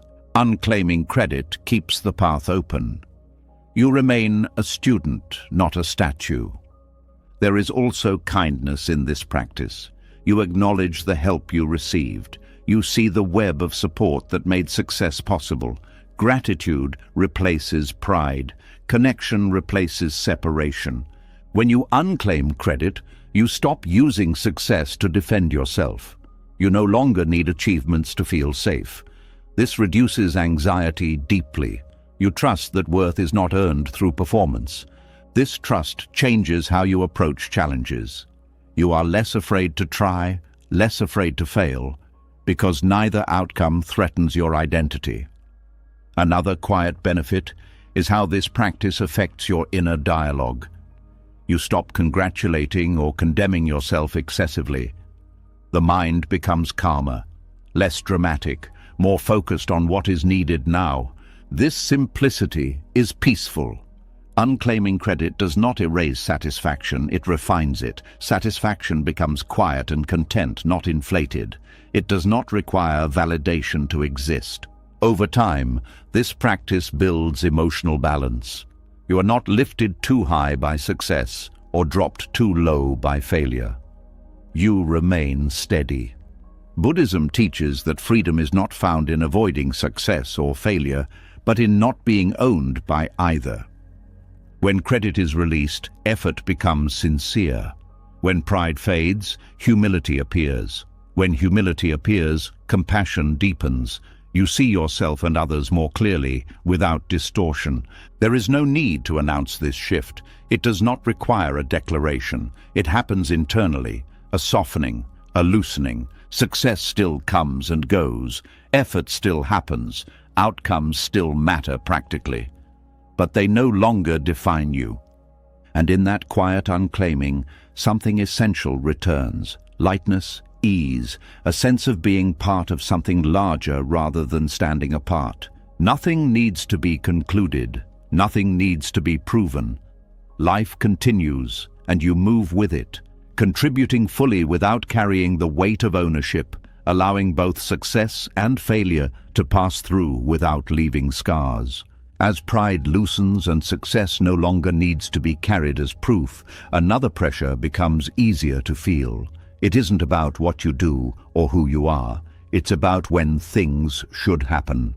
A quiet impatience begins to show itself, especially around pain, around healing, around the hope that by now something inside you should be different, lighter, quieter, finished. There is a particular kind of suffering that comes from looking at your own heart and thinking, why is this still here? The sadness that hasn't dissolved, the grief that returns, the fear that rises again after you thought it was gone.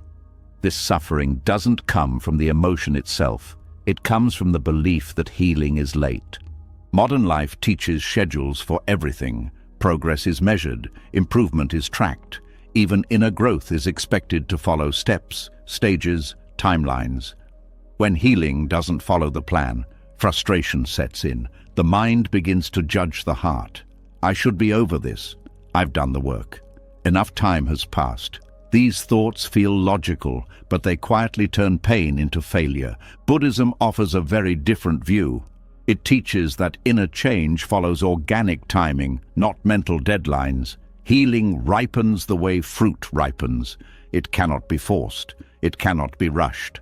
And when it is pressured, it often slows down instead of speeding up. Detachment from emotional timing does not mean indifference to healing. It means releasing the demand that healing obey your expectations. The moment you believe an emotion should have already left, you create a second layer of suffering. The first layer is the emotion, the second is resistance. This resistance often sounds like impatience with yourself. You feel annoyed that you still feel hurt, ashamed that you're still affected, worried that something is wrong with you. Buddhism teaches that this impatience is not motivation. It is violence directed inward. Emotions arise from causes and conditions. Some of those conditions are visible, others are buried deep in memory, body, and nervous system. Time alone does not dissolve them. Awareness does, safety does, repeated gentleness does. These things cannot be scheduled. When you attach healing to a timeline, you turn recovery into a performance. You monitor progress, you evaluate moods, you scan yourself constantly for signs of improvement. This constant checking keeps attention locked on the wound. It prevents rest. Buddhism teaches that healing happens when conditions are right, not when the mind demands it. Sometimes the most healing thing is to stop watching the clock. This is difficult because the mind wants certainty. It wants reassurance that the pain will end. When it cannot get certainty, it tries to create it through timelines. In 6 months, I'll be better. By next year, this won't hurt. When those predictions fail, despair grows.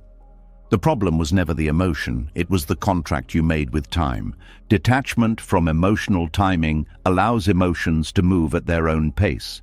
Some pass quickly, some return in waves, some transform slowly. This is not regression. It is how the nervous system releases what it could not process all at once.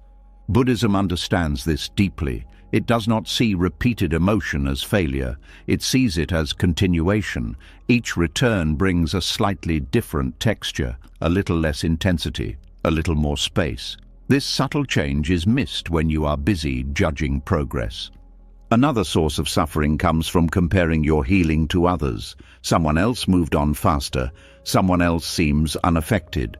This comparison ignores unseen conditions. It ignores different histories, supports, and sensitivities. Buddhism teaches that comparison distorts reality and increases shame. Shame slows healing. When you believe you are behind, the body tightens. When the body tightens, emotions have less room to move. Acceptance creates space. Space allows movement. Detachment from timing does not mean passivity. You still care for yourself. You still seek support. You still practice awareness. But you stop demanding outcomes by a certain date. You stop threatening yourself with failure if you don't feel better soon. There is a deep kindness in this. You stop treating your pain as an inconvenience. You treat it as communication. Something in you is asking for attention, not pressure. Buddhism teaches that patience is not waiting. It is allowing. Allowing the present experience to be what it is without adding urgency. This kind of patience is active. It requires presence. It requires courage to stay with discomfort without trying to outrun it. Many people fear that if they stop pushing healing, they will get stuck. But pushing is often what keeps things stuck. Healing needs permission to unfold naturally. When you relax the deadline, the system relaxes too. Emotional timing is also influenced by safety. When the body feels safe, it releases. When it feels judged or rushed, it holds on. Detaching from timelines increases safety. There is also grief around lost time. You may feel angry that healing has taken so long, that life feels delayed. Buddhism allows this grief without turning it into blame. Time spent healing is not wasted. It is part of living. When you accept organic timing, you stop fighting the past and the future at the same time. You meet the present emotion without demanding it justify its presence. This acceptance changes your inner language. This is here replaces this shouldn't be here. That small shift reduces suffering dramatically. Detachment from emotional timing also changes how you support others. You stop pressuring them to heal faster. You stop offering timelines as comfort. You become more present. This deepens connection. Buddhism teaches that everything ripens in its own season. Seeds planted today do not bloom tomorrow. Tugging on them does not help. Trusting the process does. This trust does not come from optimism. It comes from observation, from seeing that emotions move when allowed, that pain softens when not resisted, that healing unfolds when conditions are kind. There is humility in this teaching. You admit you do not control your inner weather. You work with it instead of against it.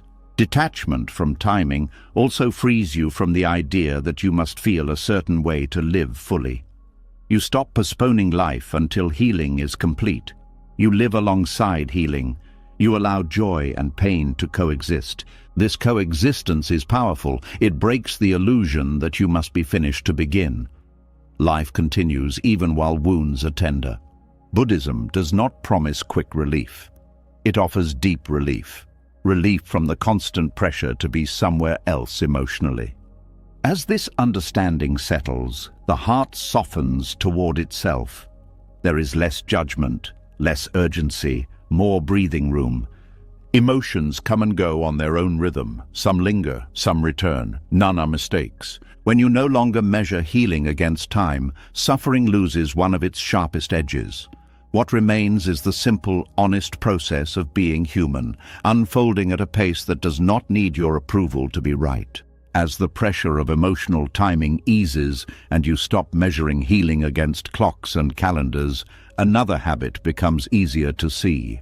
Even without deadlines, the mind often tries to take charge. It doesn't just want healing to happen naturally. It wants to direct it, to manage it, to push it forward. There is effort here, but it carries tension. A belief that says, if I do enough, if I try hard enough, I can make this pain end. This belief feels responsible, it feels strong, and yet it quietly works against the very healing it seeks. There is a deep urge to fix what hurts. When pain lingers, the mind looks for solutions, techniques, practices, explanations, plans. You read, you reflect, you analyze, you revisit memories, you push yourself to feel differently.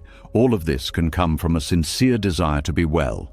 But when healing becomes something you try to control, it begins to resist. Buddhism teaches that healing is not an enemy to defeat. It is a process to allow. When you force recovery, you introduce struggle into a system that needs safety and gentleness. The nervous system does not heal under pressure, it heals under permission. Forcing recovery often looks like self-discipline. You tell yourself to move on, to be strong, to stop thinking about it. You distract yourself. You override feelings. You try to reframe pain before it has been fully felt. On the surface, this looks like progress, but underneath, the pain is still there, waiting for space. Buddhism teaches that what is not allowed to be felt does not disappear. It goes underground. It waits, and it often returns later stronger because it was never met. Control over healing is rooted in fear. Fear that pain will never end. Fear that if you stop managing it, it will overwhelm you. Fear that your suffering means something is wrong with you. This fear drives effort, but it also keeps the body in a state of alertness. Healing requires the opposite.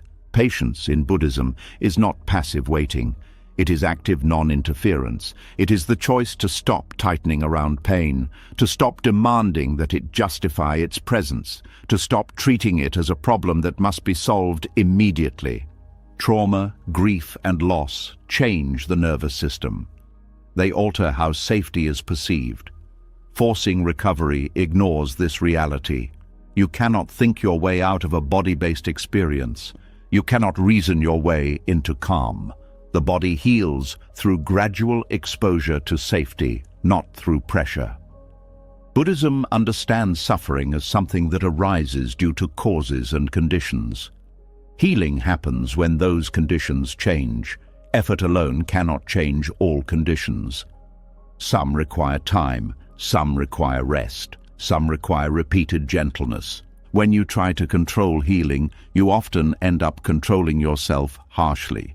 You judge emotions, you label reactions as setbacks, you scold yourself for not being better yet. This self-judgment adds a second wound. The original pain plus the pain of believing you are failing. Buddhist patience removes this second wound.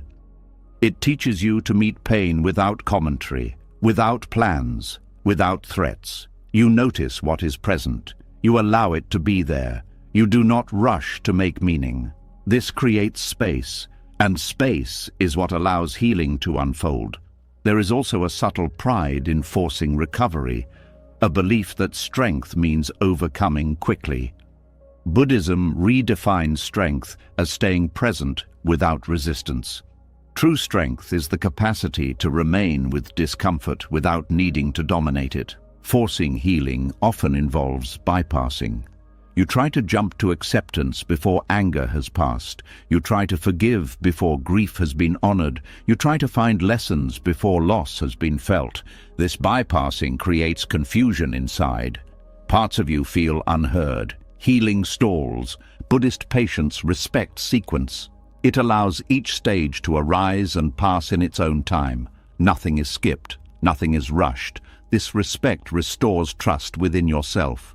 Control over healing also shows up in comparison. You measure your recovery against others. You look for benchmarks. You ask how long it should take. These comparisons increase pressure and shame. Buddhism teaches that no two healing processes are the same because no two sets of conditions are the same. Another way forcing recovery delays healing is through constant monitoring. You scan yourself for symptoms. You check your emotional state. You analyze every reaction. This keeps attention fixed on pain.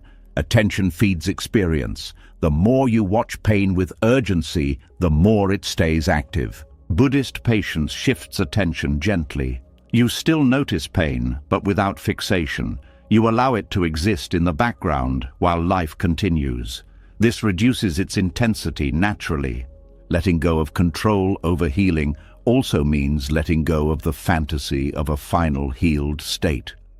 The idea that one day you will be completely untouched by what happened.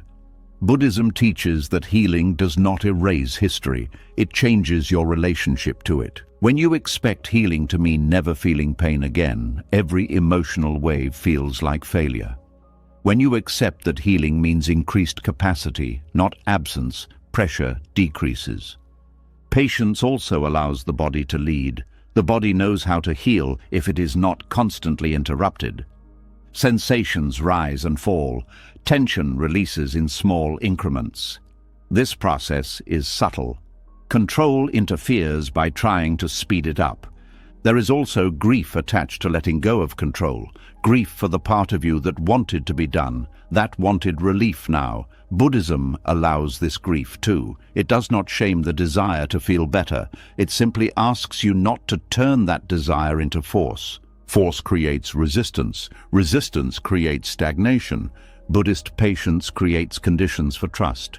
Trust that your system is not broken. Trust that healing is happening even when you cannot see it. Trust that rest is productive. This trust changes how you relate to setbacks. Instead of seeing them as failures, you see them as signals, information about what still needs care. This reduces fear and allows adjustment. Letting go of control over healing does not mean abandoning support. It means choosing support that respects your pace. It means working with your system, not against it. Patience also restores dignity. You stop treating yourself like a project that must be fixed. You treat yourself like a living being recovering from impact. In Buddhism, healing is not something you achieve. It is something that happens when suffering is met with understanding. Understanding grows slowly. It cannot be commanded.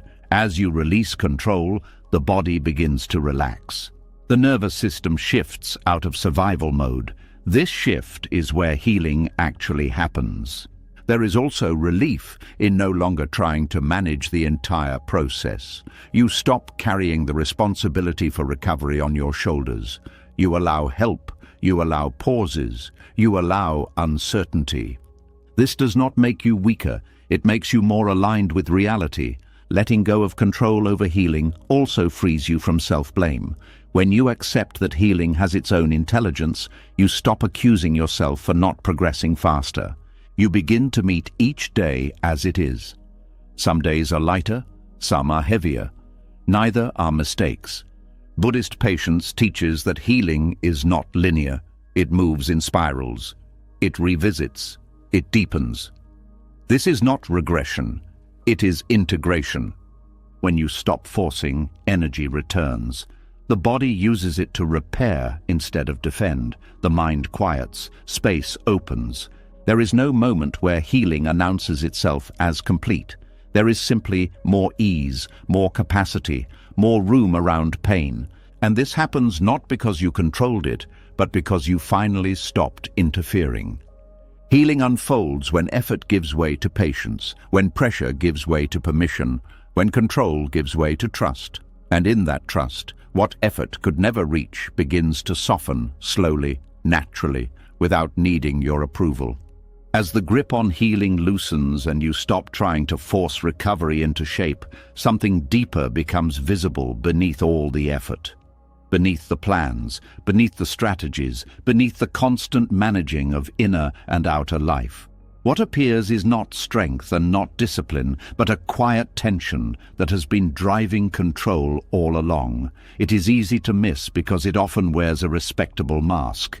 It calls itself responsibility, but when you look closely you can feel its true source, fear. Control rarely announces itself as fear. Fear sounds weak, and most people do not want to see themselves that way. So fear changes clothes. It becomes planning, fixing, anticipating, managing, holding everything together. It becomes the belief that if you stay alert, stay on top of things, stay involved enough, nothing will fall apart. This belief feels noble. It feels adult.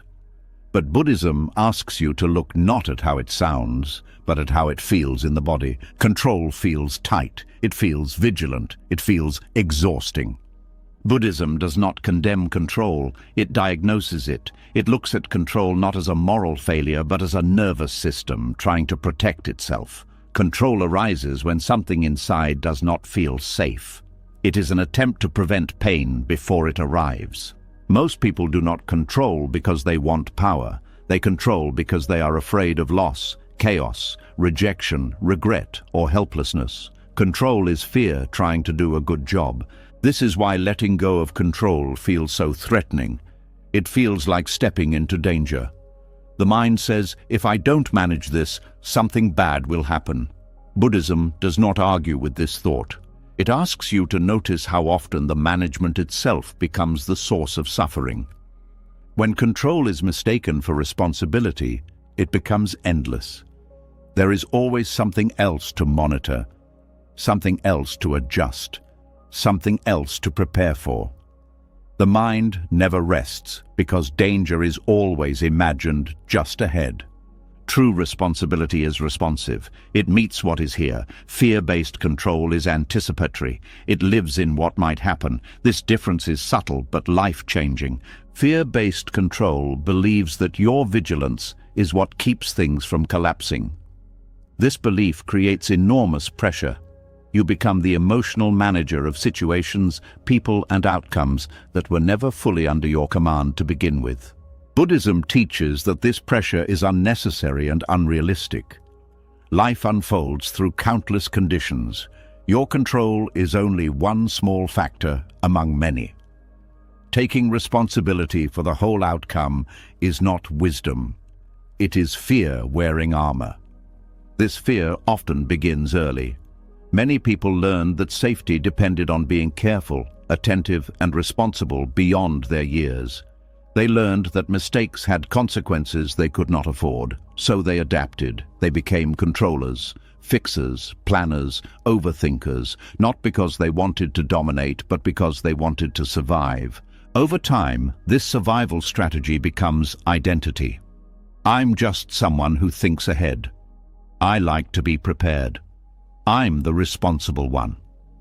These statements sound harmless, but underneath them is often a nervous system that does not trust life to unfold without constant supervision. Buddhism invites you to see that control does not eliminate fear. It maintains it. The more you control, the more evidence the mind collects that control is necessary. Let go for a moment, and anxiety spikes. The mind says, "See, this proves you must stay vigilant." This creates a loop. Fear leads to control. Control reinforces fear. Breaking this loop does not begin with force. You cannot force yourself to stop controlling. That would be control again. Buddhism offers a different entry point: curiosity. What are you afraid would happen if you stopped managing this? Often the answer is vague: something bad, something painful, something unbearable. When examined closely, this fear is usually not about the present moment. It is about memory. Past pain that was overwhelming, loss that came suddenly, chaos that felt unmanageable. Control becomes an attempt to prevent the past from repeating. But the present is not the past. Buddhism teaches that awareness allows you to respond to what is actually happening, not what you are afraid might happen again. Control also creates emotional distance. When you are busy managing, you are not fully present. You are watching life instead of participating in it. This reduces joy. It flattens experience. Even pleasant moments feel tense because part of you is waiting for them to end. Buddhism does not ask you to abandon responsibility. It asks you to distinguish responsibility from fear. Responsibility responds when needed. Fear tries to eliminate uncertainty altogether. Uncertainty cannot be eliminated. It can only be tolerated. This tolerance is a skill. It grows gradually. Each time you loosen control slightly and notice that you survive, trust increases. Not blind trust, but embodied trust, the kind that lives in the body, not in ideas. Fear-based control often hides in care for others. You monitor loved ones. You worry constantly. You intervene quickly. You take on emotional labor that was never asked for. This feels loving, but it often carries anxiety. Buddhism teaches that love, rooted in fear, becomes suffocating, even when intentions are good. True care respects autonomy. It allows others to have their own process. It offers support without trying to manage outcomes. This is only possible when fear is acknowledged instead of disguised as responsibility. Control also shows up in morality. You believe that being vigilant, correct, and careful will protect you from judgment or punishment. Buddhism teaches that morality practiced from fear is brittle. Morality practiced from wisdom is flexible and kind. When fear drives control, mistakes feel catastrophic. There is little room for learning. The inner voice becomes harsh. You punish yourself for not foreseeing everything. This self-punishment is fear turned inward. Buddhism replaces this with understanding. Understanding that you are human, that you cannot anticipate everything, that being alive includes risk. Fear behind control also affects decision-making. You avoid choices that feel uncertain, even if they are aligned. You stay in familiar discomfort because it feels safer than unknown possibility. Control convinces you that predictability is safety. But Buddhism teaches that clinging to predictability creates stagnation. Growth requires stepping into uncertainty with awareness, not with blind optimism, but with openness. When you begin to see control as fear, compassion naturally arises, not just for yourself, but for others. You notice how many people are driven by unacknowledged fear. You stop taking their controlling behavior personally. You see the tension underneath. This compassion does not mean compliance. You can set boundaries without hostility. You can refuse control without attacking the person behind it. Seeing fear clearly also changes how you relate to yourself in moments of anxiety. Instead of saying, "Why am I like this?" you say, "Something in me is afraid." This simple reframe softens the inner environment. Buddhism teaches that fear cannot be commanded away. It must be met with presence, met with breath, met with patience. Control tightens the body. Awareness relaxes it. When you allow fear to be felt without acting on it, control loses its urgency. You realize you can tolerate discomfort without immediately fixing it. This is a profound shift. Responsibility remains, but it becomes cleaner. You do what is appropriate now, not what you think might be needed later. You respond instead of react. You act instead of manage. This reduces exhaustion. Much of burnout comes not from doing too much, but from carrying fear while doing it. Buddhism does not promise a life without fear. It offers a life where fear no longer runs the show. As fear is acknowledged, control softens. As control softens, trust grows.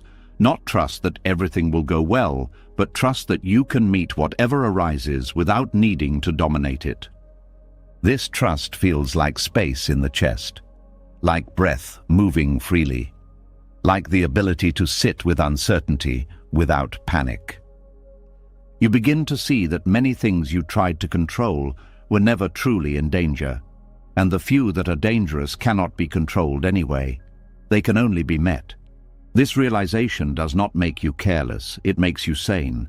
When fear is no longer disguised as responsibility, life feels less like a constant emergency. You stop bracing for impact. You start living. Control loosens, not because you gave up responsibility, but because you finally saw what was driving it. And in seeing it clearly, fear no longer needs to pretend it is something else. As fear behind control becomes clearer, another question naturally settles into awareness. If control is released, if fear is no longer running the show, what happens when something is genuinely harmful? What happens when a situation, a relationship, or an environment continues to cause pain?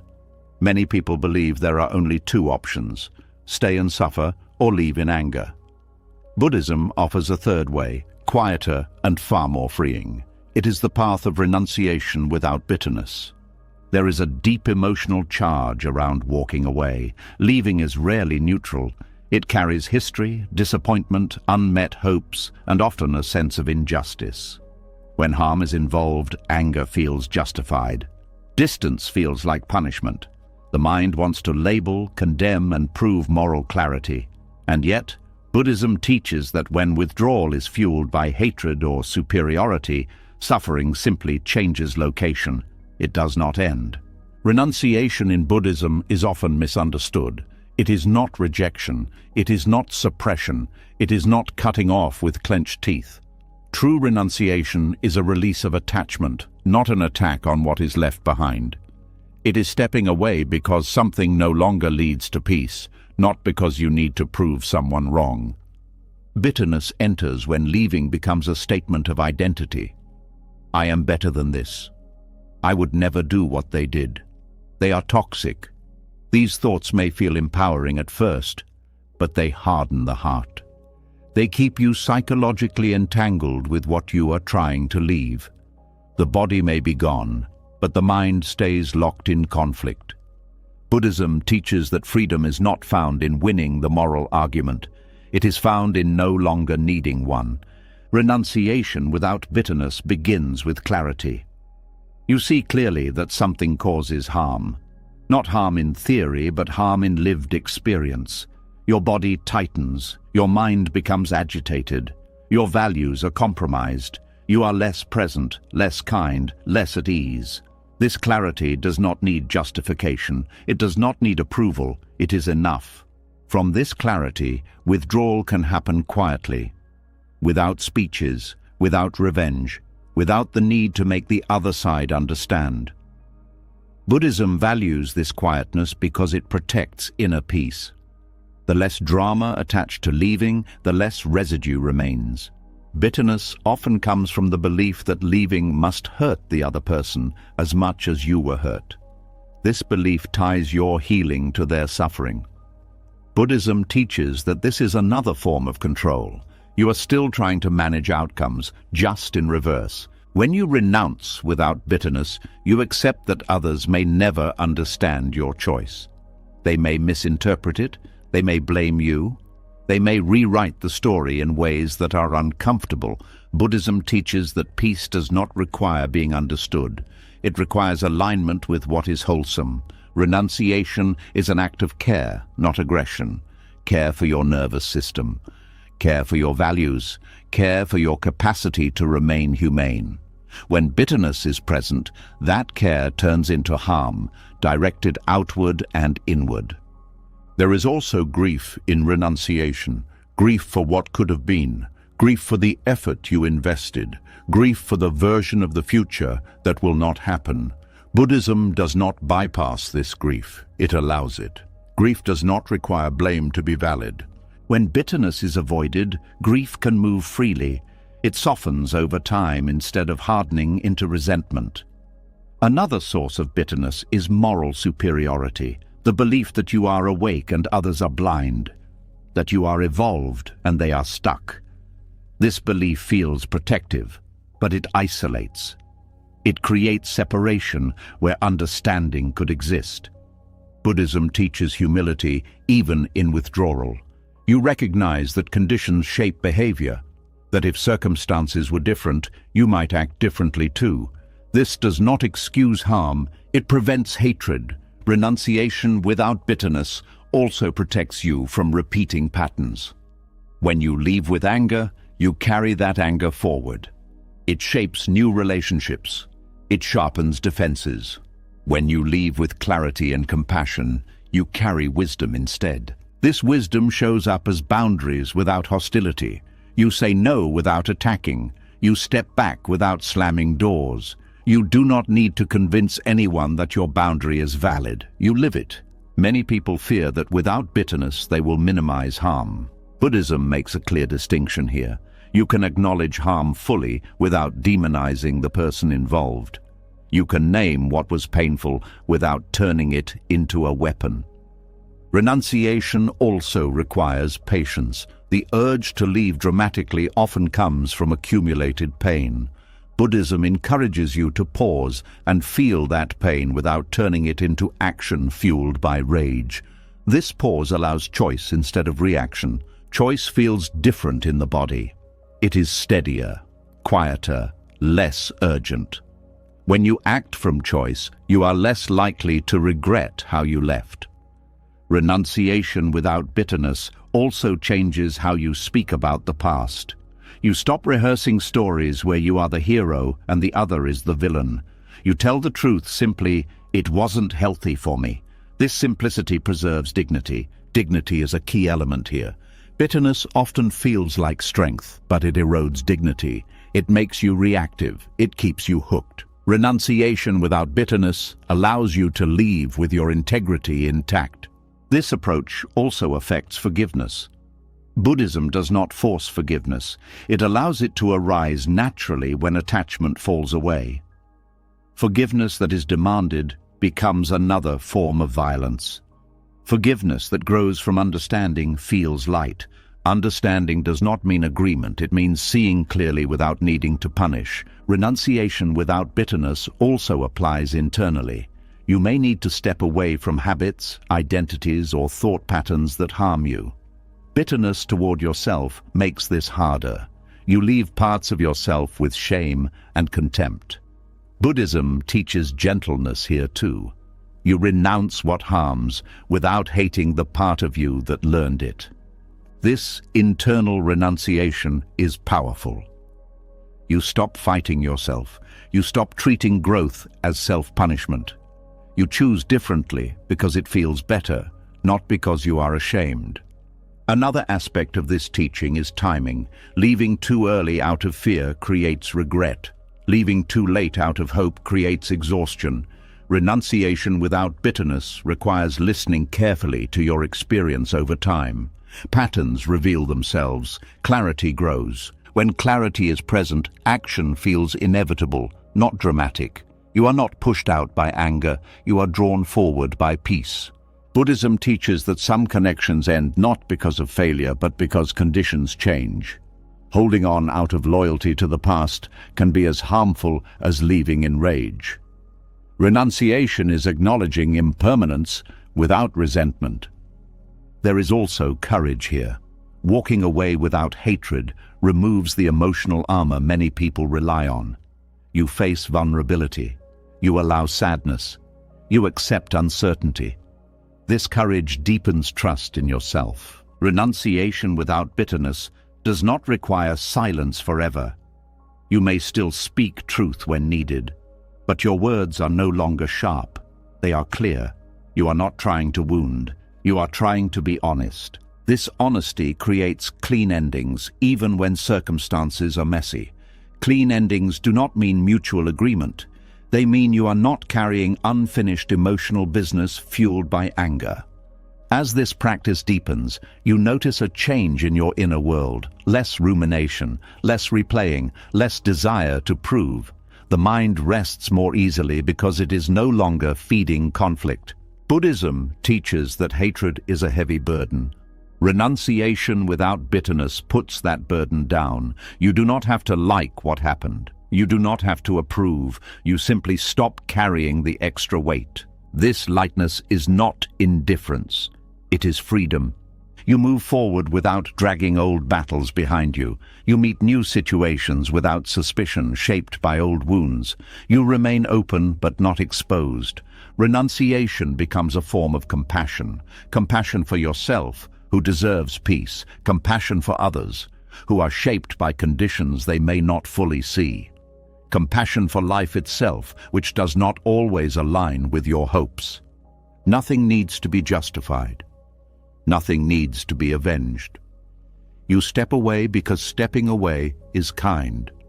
And in that kindness, something settles deeply. The heart remains intact. The mind grows quiet. You are no longer defined by what you left or why you left. You are simply present, free from bitterness, walking forward without carrying what no longer serves. As bitterness falls away and leaving no longer needs anger to justify it, another attachment quietly steps into view. It often appears in conversations, disagreements, and even silent inner debates. It does not shout, it insists, a pressure to correct, to clarify, to prove, to win. This pressure is familiar to almost everyone, and yet rarely questioned. It is the need to be right. There is a certain tension that arises the moment you feel misunderstood or challenged. The body tightens, the mind sharpens. Thoughts line up like arguments waiting for their turn. Even before words are spoken, something inside prepares for defense. This reaction feels automatic, even reasonable. But Buddhism invites a closer look, not at the argument itself, but at what is being protected. The compulsion to be right is rarely about truth alone. If it were, listening would feel safe. Curiosity would remain. Flexibility would be possible. Instead, being right often feels urgent, necessary, like something important is at stake. That urgency reveals its true root: fear. Fear of being diminished. Fear of being dismissed. Fear of losing status, respect, or coherence. Fear that if your view is wrong, something about you is wrong. Buddhism teaches that this fear comes from ego, not in the sense of arrogance, but in the sense of a fragile identity that feels it must be defended. Ego fear does not want clarity, it wants safety, and safety is sought through correctness. If you are right, you are secure. If you are wrong, you feel exposed. This belief turns dialogue into a battlefield and learning into a threat. Being right becomes a form of armor. This armor is heavy. It keeps the nervous system alert. It sharpens tone. It narrows perception. You stop hearing what the other person is actually saying because you are busy preparing your response. Presence disappears. The moment becomes a contest instead of a meeting. Buddhism teaches that truth does not need defense, only identity does. When the self is tightly defined, every disagreement feels personal. A challenge to an opinion feels like a challenge to worth. This is why arguments escalate so quickly. The content may be small, but the emotional charge is large. The need to be right also creates distance. Even when you win an argument, something is lost. Connection thins, trust erodes, others feel unseen, and often you feel strangely unsatisfied because what you were really seeking was not victory, but reassurance. Reassurance that you matter, that you are competent, that you are safe. Buddhism does not tell you to abandon discernment or clarity. It does not ask you to agree with falsehood. It asks you to notice the difference between clarity and compulsion. Clarity is calm.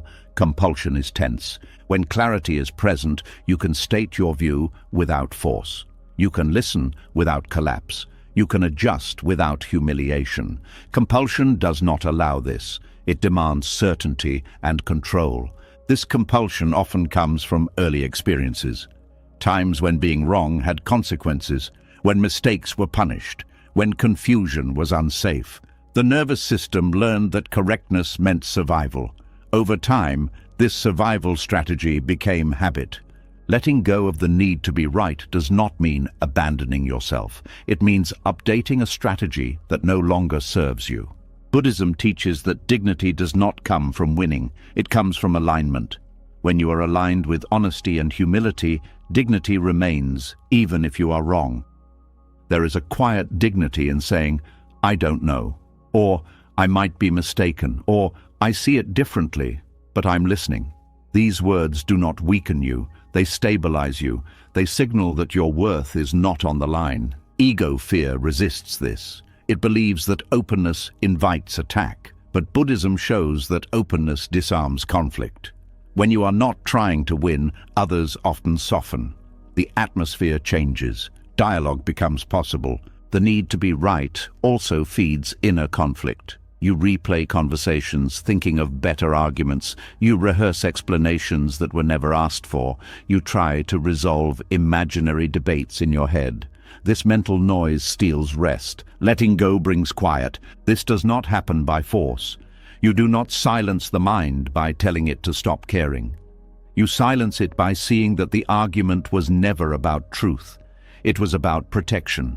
When this is seen clearly, the urgency fades. You can still care about accuracy. You can still correct misinformation when it matters, but the emotional charge is gone. You are no longer fighting for your identity.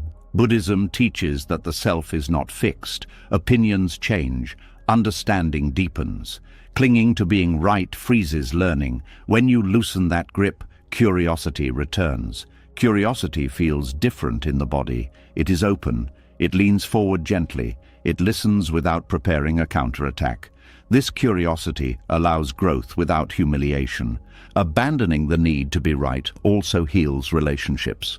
Many conflicts persist not because of disagreement, but because both sides feel unheard. When you stop insisting on being right, you create space for the other person to feel seen. This often matters more than resolution. This does not mean silencing yourself. It means speaking without needing domination. You express your view, and you allow others to hold theirs. You stop needing the final word. There is relief in this. Conversations become lighter. You stop bracing. You stop defending. You stop measuring yourself against others' reactions. The need to be right also shows up internally. You argue with your own experience. You tell yourself how you should feel. You judge emotions as irrational. Buddhism teaches that this inner argument is another form of ego fear. You are afraid of losing control over your inner world. Letting go here means allowing experience without immediately labeling it wrong. This restores inner dignity. You stop fighting yourself. Dignity is not about superiority, it is about self-respect. When you no longer need to be right, you respect yourself enough to be flexible, to learn, to admit limits. This flexibility is strength. Rigid certainty breaks easily. Flexible understanding adapts. Buddhism also points out that reality is complex. Most situations are not black and white. Multiple perspectives can coexist. Clinging to being right oversimplifies life and creates unnecessary conflict. When you allow complexity, you stop forcing conclusions. You hold nuance. This reduces anxiety because you are no longer trying to compress reality into something manageable. Abandoning the need to be right does not make you passive. It makes you discerning. You choose when to speak and when to let things pass. You save energy for what truly matters. This discernment protects peace. Many arguments are not worth the cost. Being right often costs more than it gives. As ego fear loosens, dignity returns naturally. You feel grounded. You do not need to inflate yourself or collapse. You stand on your own understanding without demanding validation. This dignity feels steady. It does not rise with praise or fall with criticism. It allows you to remain kind, even when challenged. Buddhism teaches that wisdom grows when the mind is not defending itself.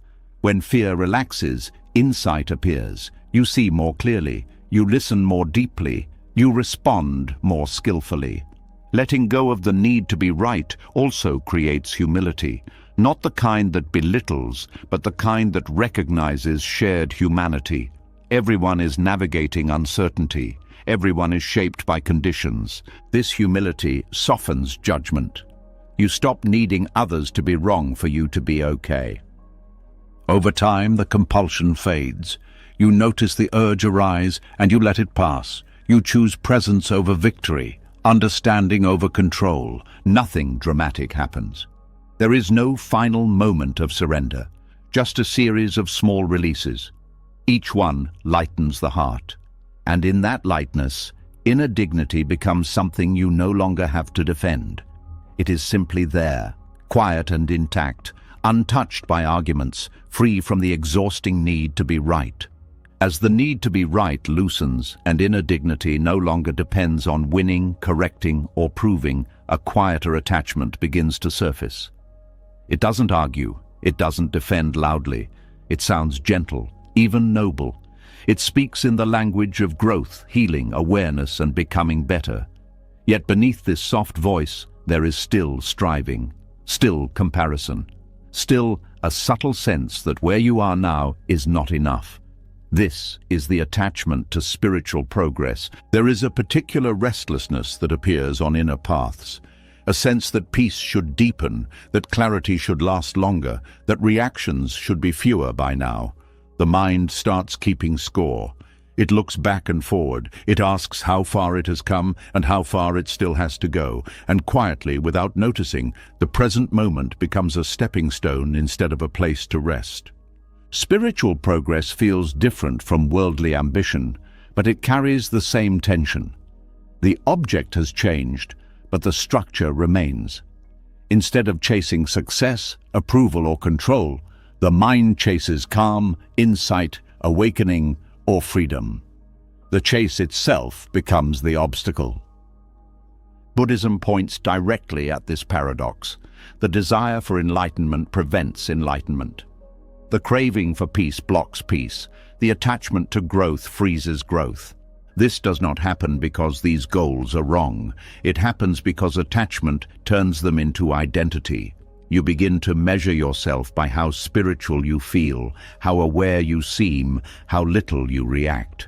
When these measures fail, disappointment appears, self-judgment returns, now dressed in spiritual language. I shouldn't be this angry anymore. I've done too much work to still feel this way. I thought I was past this.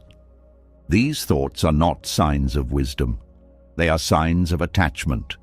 The moment you believe you should be somewhere else spiritually, you leave where you are, and where you are is the only place awareness can happen.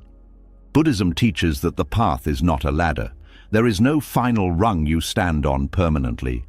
Experience unfolds moment by moment. Some moments are clear, some are confused, some are peaceful, some are turbulent. None of them are mistakes. Spiritual progress becomes harmful when it turns into self-surveillance. You watch yourself constantly. You judge reactions. You rank emotions. You label states as advanced or primitive. This monitoring keeps the mind tight. It creates distance from experience instead of intimacy with it. Awareness does not grow under inspection. It grows under permission. Another subtle trap appears when spiritual progress becomes a way to escape discomfort. You meditate to avoid grief. You practice acceptance to bypass anger. You talk about impermanence to avoid attachment. Buddhism warns against this gently but firmly. Using spiritual ideas to avoid human experience is not liberation. It is avoidance with better vocabulary. True practice allows everything to arise. It does not filter emotions by spiritual acceptability. Attachment to progress also creates comparison. You compare your inner life to others, to teachers, to imagined ideals. This comparison creates either pride or discouragement. Both are distractions. When you feel ahead, humility weakens. When you feel behind, trust erodes. Either way, the present moment is lost. Buddhism teaches that there is no ahead or behind on the path. There is only this moment and how clearly it is known. Another cost of clinging to spiritual progress is impatience. You want results. You want confirmation. You want assurance that the practice is working. When these are not felt, doubt creeps in. The mind asks whether it is doing it wrong. But awareness is not a technique that produces guaranteed outcomes. It is a relationship with reality. Relationships deepen over time through presence, not through force. Letting go of spiritual progress does not mean abandoning practice. It means releasing the idea that practice should feel a certain way.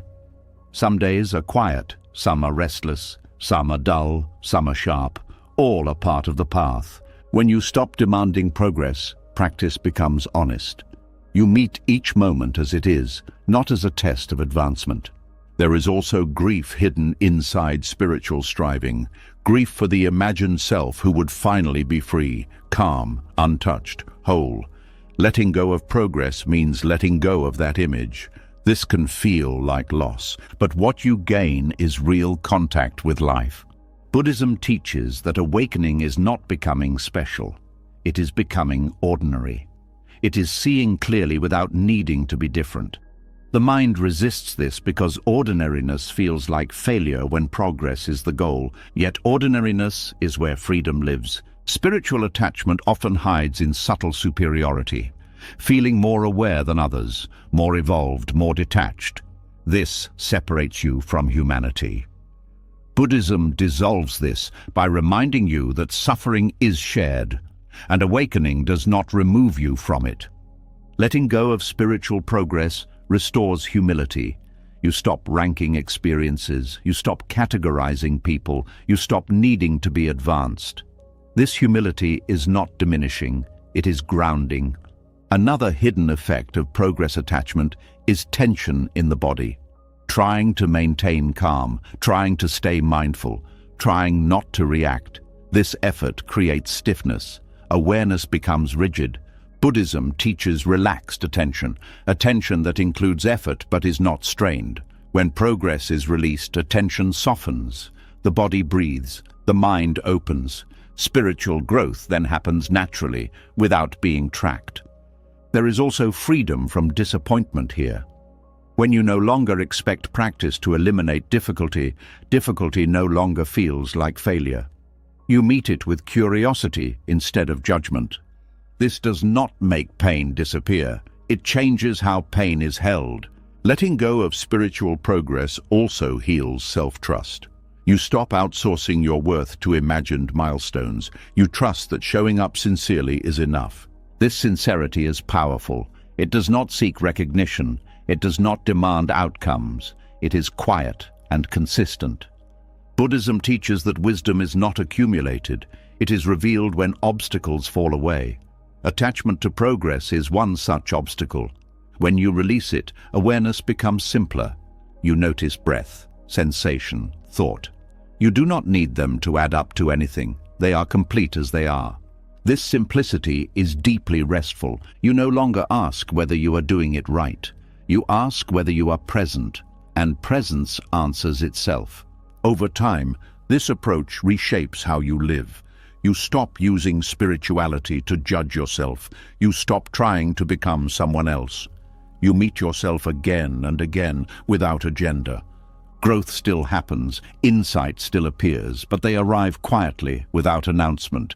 You may not even notice until later, and that is the point. When you stop chasing peace, peace becomes available. When you stop demanding enlightenment, clarity arises. When you let go of becoming, being unfolds. Nothing needs to be achieved. Nothing needs to be proven. Practice becomes life itself, moving naturally, without comparison, without pressure, without the exhausting need to measure how far you've come. What remains is simple presence, and in that presence, the very thing you were striving for is already here. As the chasing of spiritual progress relaxes, and the need to arrive somewhere finally softens, attention turns outward again, but in a different way than before. Without agendas and without the pressure to fix yourself, you begin to notice how often care turns into interference, how love becomes advice, how concern becomes control, how the wish to help quietly overrides respect for another person's process. This is where a deeper form of kindness waits to be understood. There is an uncomfortable feeling many people recognize. You see someone struggle, you sense their pain, and almost immediately, something in you moves forward. You want to say something, do something, fix something. The urge feels compassionate. It feels human, but it also carries tension, a subtle belief that the situation should be different and that you are responsible for making it so.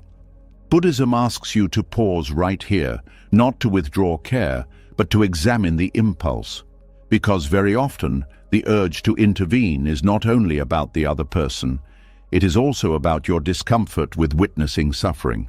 Non-interference as compassion begins with honesty about this discomfort. It recognizes that seeing pain can be unbearable, especially when you feel close to the person experiencing it. The mind wants relief, and if it cannot remove the pain directly, it tries to remove the feeling of helplessness by acting. This action is not always helpful. Intervening too quickly can rob others of their dignity. It can signal that you do not trust their capacity to navigate their own experience. It can interrupt processes that need time, confusion, and even failure to unfold naturally. Buddhism teaches that compassion is not measured by how much you do, but by how wisely you respond. There is a deep difference between support and interference. Support creates space. Interference collapses it. Support listens. Interference instructs. Support stands nearby. Interference steps in front. This difference is subtle, and many people cross the line without realizing it, especially when intentions are good. Parents do this with children. Partners do this with each other. Friends do this in moments of vulnerability. Even helpers and healers fall into this pattern. Non-interference does not mean indifference. It means trusting life enough to allow it to work through people without constant correction. Buddhism understands that growth often requires struggle, not unnecessary suffering, but real engagement with difficulty. When someone is always rescued, they are deprived of learning how to stand on their own ground. This creates dependence, not strength. This is one reason non-interference can feel cruel at first. It goes against the instinct to relieve pain immediately. It asks you to tolerate your own discomfort while someone else works through theirs. This tolerance is not passive, it is active restraint. Restraint is rarely celebrated. Doing nothing looks like neglect in a culture that values action. But Buddhism recognizes restraint as a refined skill. It requires awareness, humility, and trust. Trust that the other person's process matters. Trust that pain is not always a mistake. Trust that not every problem is yours to solve. There is also emotional interference. This happens when you try to manage how someone feels. You cheer them up too quickly. You minimize their pain. You push acceptance before they are ready. You try to replace grief with perspective. While these responses may come from love, they often silence the person's actual experience. Buddhism teaches that being present with pain is more compassionate than trying to remove it. Presence says, "I'm here." Interference says, "You shouldn't feel this." Non-interference allows emotions to exist without correction. It does not rush someone through stages. It does not impose timelines or meanings. It does not insist on lessons. This kind of compassion is quiet. It does not announce itself. It does not seek appreciation. It does not need to be seen as helpful. And that is exactly why it is so powerful. Interference is often driven by subtle ego needs. The need to be useful, the need to be needed, the need to feel competent or wise. Buddhism invites you to notice these needs without judgment. Not to shame them, but to see how they can distort care. When helping becomes a way to stabilize your identity, it stops being about the other person. Non-interference frees you from this trap. You no longer need to prove your kindness through action. Your presence becomes enough. This does not mean you never act. There are moments when intervention is necessary, when harm is immediate, when boundaries are being crossed, when safety is at risk. Buddhism does not advocate passivity in the face of danger. The key difference is motivation. Are you acting from clarity or from anxiety? From wisdom or from discomfort? From respect or from control? Non-interference asks you to slow down enough to feel the answer. Another form of interference is advice giving. Advice often arrives too early, before understanding is complete, before the person has fully expressed themselves. Advice can feel dismissive even when accurate. It shifts focus away from listening. Buddhism values deep listening as a form of compassion. Listening without preparing solutions, without rehearsing wisdom, without steering the conversation toward closure. Listening requires patience. It requires humility. It requires letting go of the idea that you know what is best. Non-interference also applies to internal life. You interfere with yourself when you try to correct emotions as soon as they arise, when you judge your reactions, when you tell yourself to be calmer, wiser, more detached. This inner interference mirrors outer interference. Buddhism teaches allowing instead of correcting, letting emotions arise, peak, and pass without management.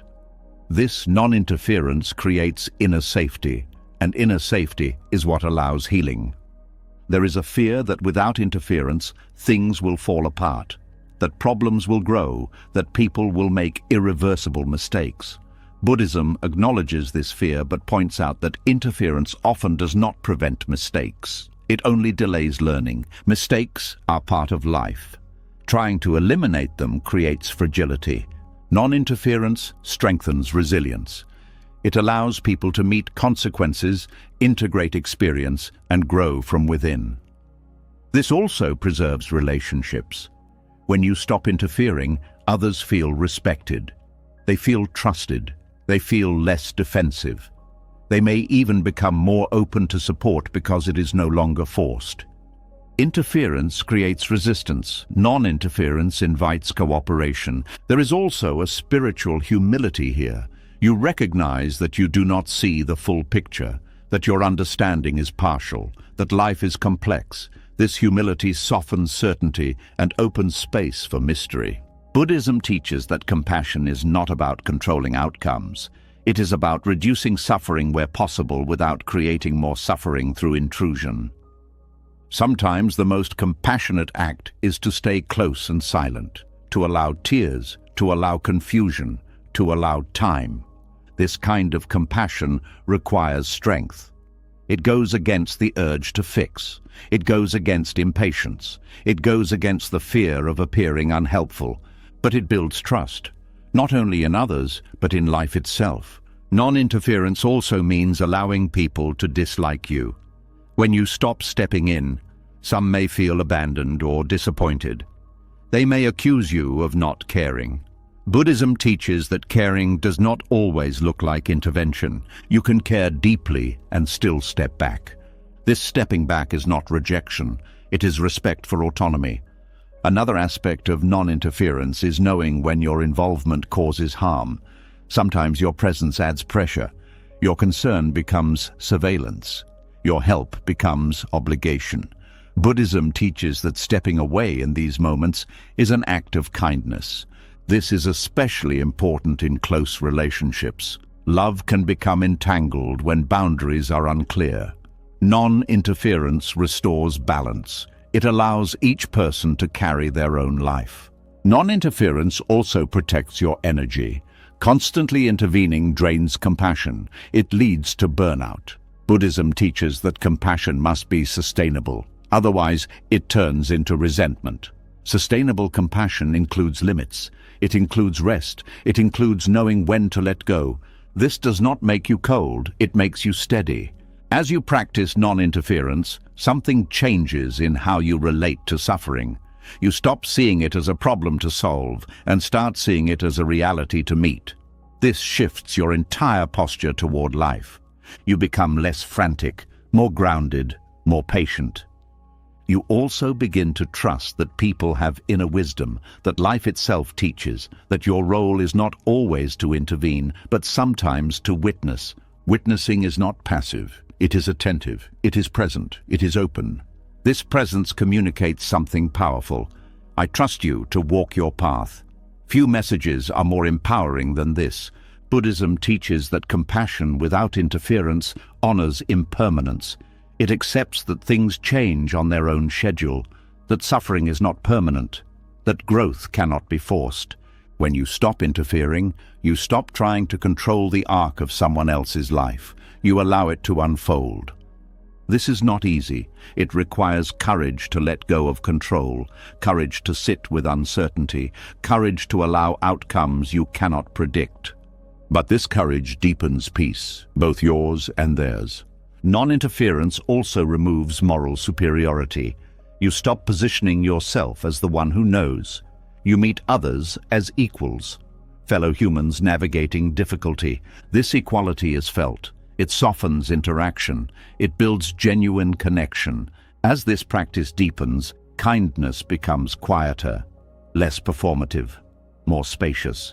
You are no longer trying to be a good person. You are simply responding with awareness. And in that awareness, compassion takes on a different shape, not something you do to others, but something that flows naturally when you stop getting in the way. Nothing needs to be corrected. Nothing needs to be rushed. Life moves, learns, and heals on its own terms. Your role becomes simpler: to be present, to be honest, to be respectful of processes that are not yours. And in this simplicity, a deeper kindness emerges. One that does not interfere, does not dominate, and does not demand credit. A kindness that trusts life enough to step back and allow it to breathe. As non-interference settles in and the urge to step in, fix, or manage others begins to soften, another habit quietly becomes visible. Even when you stop interfering outwardly, the mind often continues to interfere inwardly. It travels ahead of the present moment, scanning the future, rehearsing pain that has not yet arrived.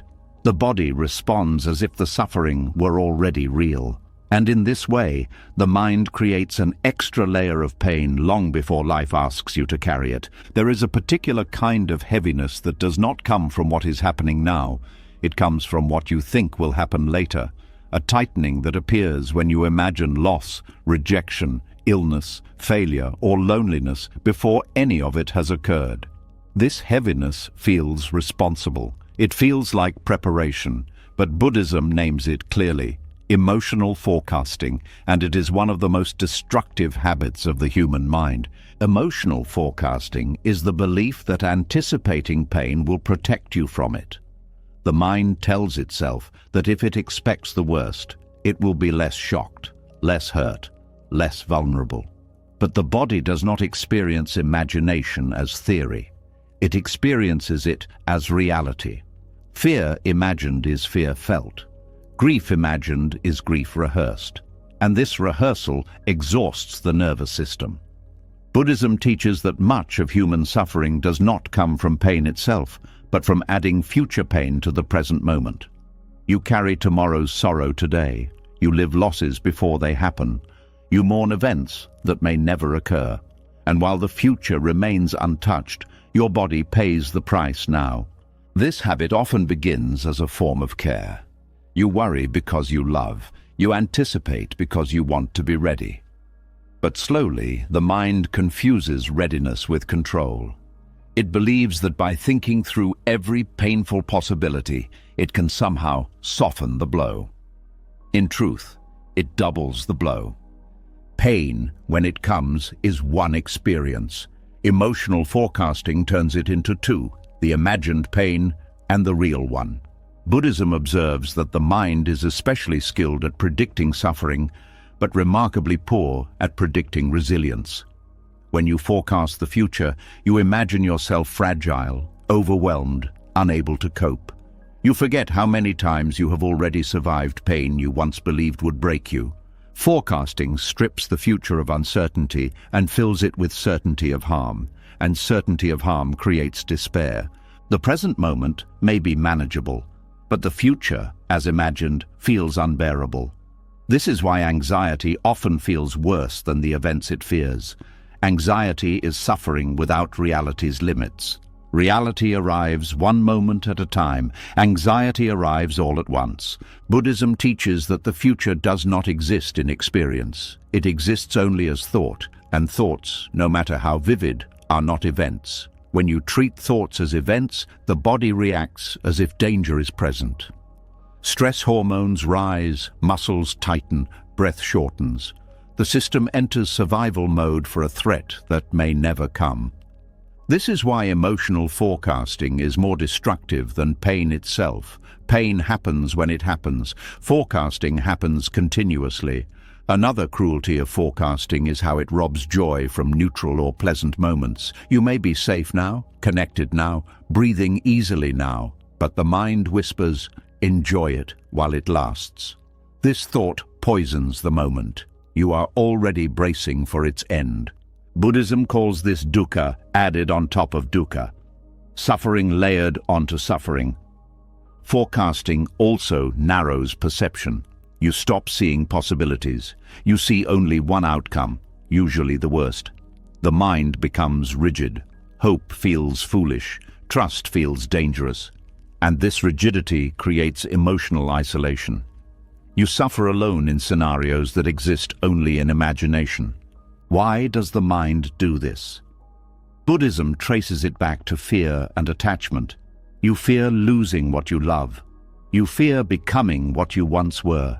You fear returning to pain you barely escaped. Forecasting feels like vigilance, but vigilance without rest becomes torment. The Buddha taught that the mind, when untrained, moves compulsively toward past regret and future fear. Freedom begins when attention returns to what is actually here. Cutting the loop of emotional forecasting does not mean denying future challenges. It means refusing to suffer twice. Buddhism offers a simple but profound shift. Meet only the pain that is present, not the pain that might arrive, not the pain your mind predicts. Only what is here now. This requires courage, because the mind argues that without forecasting, you will be unprepared. Buddhism responds with a deeper truth. You cannot prepare emotionally for pain by suffering early. You can only exhaust yourself. Preparation happens through clarity and presence, not fear. Another way forecasting harms is by collapsing time. A future event becomes emotionally immediate. The body does not know the difference. You feel the weight now.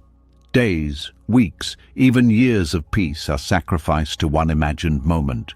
Buddhism teaches impermanence not to create fear, but to restore balance. Yes, things change. Yes, loss is possible. But this moment is not that moment.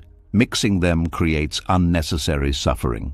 Emotional forecasting also erodes trust in yourself. You assume future you will not cope. You forget your capacity to adapt. Buddhism reminds you that coping skills emerge in context. You do not need them now for events that are not happening now. When pain arrives, it brings information, resources, and support that do not exist in imagination. Forecasting removes all of that and leaves only fear. Another hidden cost is how forecasting interferes with connection. You pull away to protect yourself from anticipated loss. You withhold love to avoid future grief. You limit attachment because you fear the ending. Buddhism teaches that this is suffering before suffering, and it shrinks life. Love always carries risk. Avoiding love to avoid pain does not protect you. It only ensures loneliness. The Buddhist response is not reckless attachment, it is present attachment. Loving without demanding permanence, caring without rehearsing loss. Forecasting also shows up in self-judgment. You predict how badly you will fail, how ashamed you will feel, how disappointed others will be. You punish yourself in advance. This drains confidence and reduces willingness to engage with life. Buddhism teaches compassion toward the unknown future self. You do not know how you will respond, and that not knowing is not weakness, it is honesty. To cut the forecasting loop, Buddhism emphasizes grounding attention in direct experience, sensation, breath, sound, what is verifiable now. Each time the mind jumps ahead, you gently return, not with force, but with recognition. This is a thought, not an event. This practice is not about suppressing fear. Fear may still arise, but you do not feed it with stories. Over time, the mind learns that it does not need to patrol the future to stay safe. The body relaxes. The nervous system regains flexibility. Another key insight is that forecasting often disguises itself as realism. I'm just being realistic, the mind says. But realism is seeing what is, not insisting on what might go wrong. Buddhism teaches that wisdom holds uncertainty without collapsing into dread. It allows multiple outcomes. It does not cling to the worst one. When uncertainty is allowed, space opens. In that space, creativity, adaptability, and resilience can appear. Forecasting suffocates these qualities. Letting go of forecasting also restores time. You stop spending tomorrow's energy today. You arrive more fully in the present. Meals taste better. Conversations feel warmer. Sleep comes easier. Pain, when it comes, will be met with more resources because you have not depleted them in advance. This does not mean life becomes painless. It means pain is no longer multiplied. Buddhism does not promise that nothing bad will happen. It promises that you do not have to live inside bad things that are not happening. As this understanding deepens, you begin to notice how often fear tries to pull you forward in time. And each time, you have a choice. Follow the story, or return to the moment. Returning is not avoidance. It is wisdom. The present moment may contain discomfort, uncertainty, or sadness, but it also contains breath, ground, and awareness. These are always enough for now. Emotional forecasting steals now for a maybe. Buddhism gives now back to you. And as you practice meeting only what is here, something shifts quietly. The future loosens its grip. Fear loses urgency. Trust grows, not trust that nothing painful will happen, but trust that you will meet it when it does, not before. In this trust, suffering becomes lighter, life becomes more spacious, and the mind, no longer trapped in imagined pain, finally learns how to rest where it actually lives, here. As the grip of imagined futures loosens, and the mind no longer spends its energy rehearsing pain that has not arrived, another habit becomes easier to see. Even when you stop predicting what will happen next, the mind often stays busy shaping what has already happened and what is happening now. It edits, it explains, it arranges events into a story that is meant to make sense, protect identity, and maintain control. And quietly, without being noticed, this constant storytelling becomes another source of suffering. There is a subtle tension that comes from needing your life to follow a coherent narrative. A beginning that explains you, a middle that justifies you, an ending that redeems you. When events don't fit neatly into this structure, discomfort arises. Confusion feels threatening, randomness feels unfair, silence feels unfinished. So the mind steps in and starts writing. This writing happens all the time. You tell yourself who you are based on what happened to you. You explain why things turned out the way they did. You assign meaning, motives, lessons, and identities. On the surface, this seems helpful. Stories give order, stories give continuity, stories help you remember. But Buddhism asks you to look deeper and notice the cost of constantly controlling the narrative. Narrative control is the belief that peace depends on having a story that makes sense, that suffering becomes bearable if it can be explained, that identity is secure if it is consistent. This belief turns life into a manuscript that must be revised again and again to maintain emotional safety. The problem is not that stories exist. The problem is that you cling to them. When you are attached to a life story, every new experience is evaluated based on whether it fits. If it does, relief appears. If it doesn't, anxiety follows. You begin to correct the story. You reinterpret events. You rewrite intentions. You defend your role. And the present moment becomes less about living and more about editing. Buddhism teaches that suffering arises not from experience itself, but from resistance to experience. Narrative control is a refined form of resistance. You resist what is by turning it into what it means. This meaning-making often happens so quickly that it feels automatic. Something happens, and instantly the mind says, "This always happens to me," or "This proves who I am," or "This shouldn't have happened," or "This will ruin everything."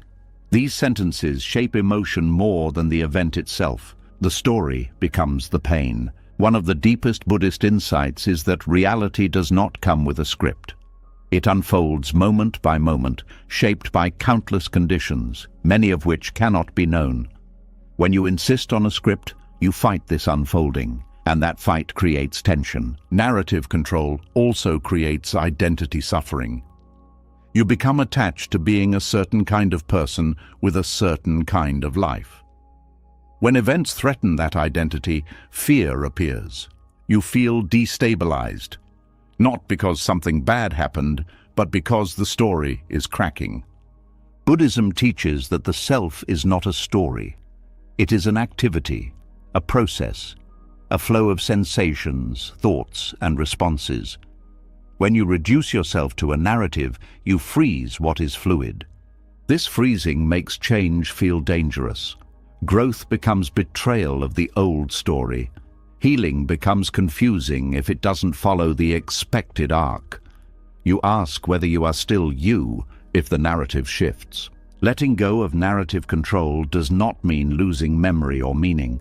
It means loosening the belief that your life must make sense in a particular way for you to be at peace. Stories often serve the ego. They protect you from shame. They justify your actions. They explain why you are the way you are. This can feel comforting, but it also keeps you trapped. Every time someone challenges your story, you feel threatened. You defend it. You argue. You feel misunderstood. Freedom from narrative control begins when you notice how much energy is spent maintaining coherence. There is also a subtle pride in having a story, being the survivor, the misunderstood one, the strong one, the one who overcame. These identities can be empowering, but they also become roles you feel obligated to perform. You limit yourself to stay consistent with the narrative. Buddhism invites you to see that no story can hold the fullness of a life. No explanation can capture all causes. No label can contain all moments. When you accept this, the need to edit relaxes. Another source of suffering is retroactive storytelling. You look back and reinterpret the past to fit who you are now. You judge earlier versions of yourself harshly. You feel regret not only for actions, but for not knowing what you know now.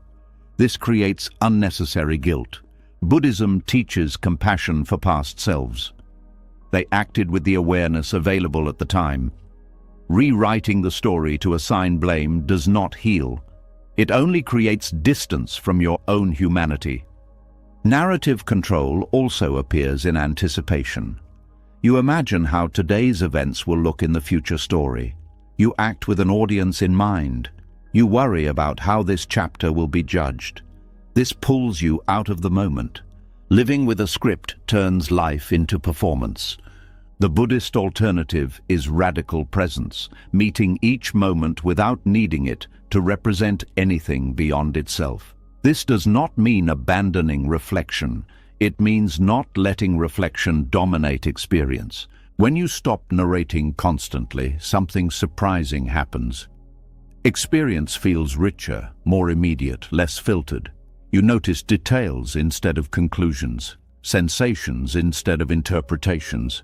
This presence can feel unfamiliar at first. Without a story, the mind feels unanchored. It asks, what does this mean? Buddhism teaches that not everything needs to mean something. Some things simply happen. This is deeply freeing. Freedom from narrative control also softens suffering. When pain arises, you do not immediately wrap it in a story about injustice, fate, or identity. You feel the pain directly. Without commentary, pain moves more quickly. Stories make it linger.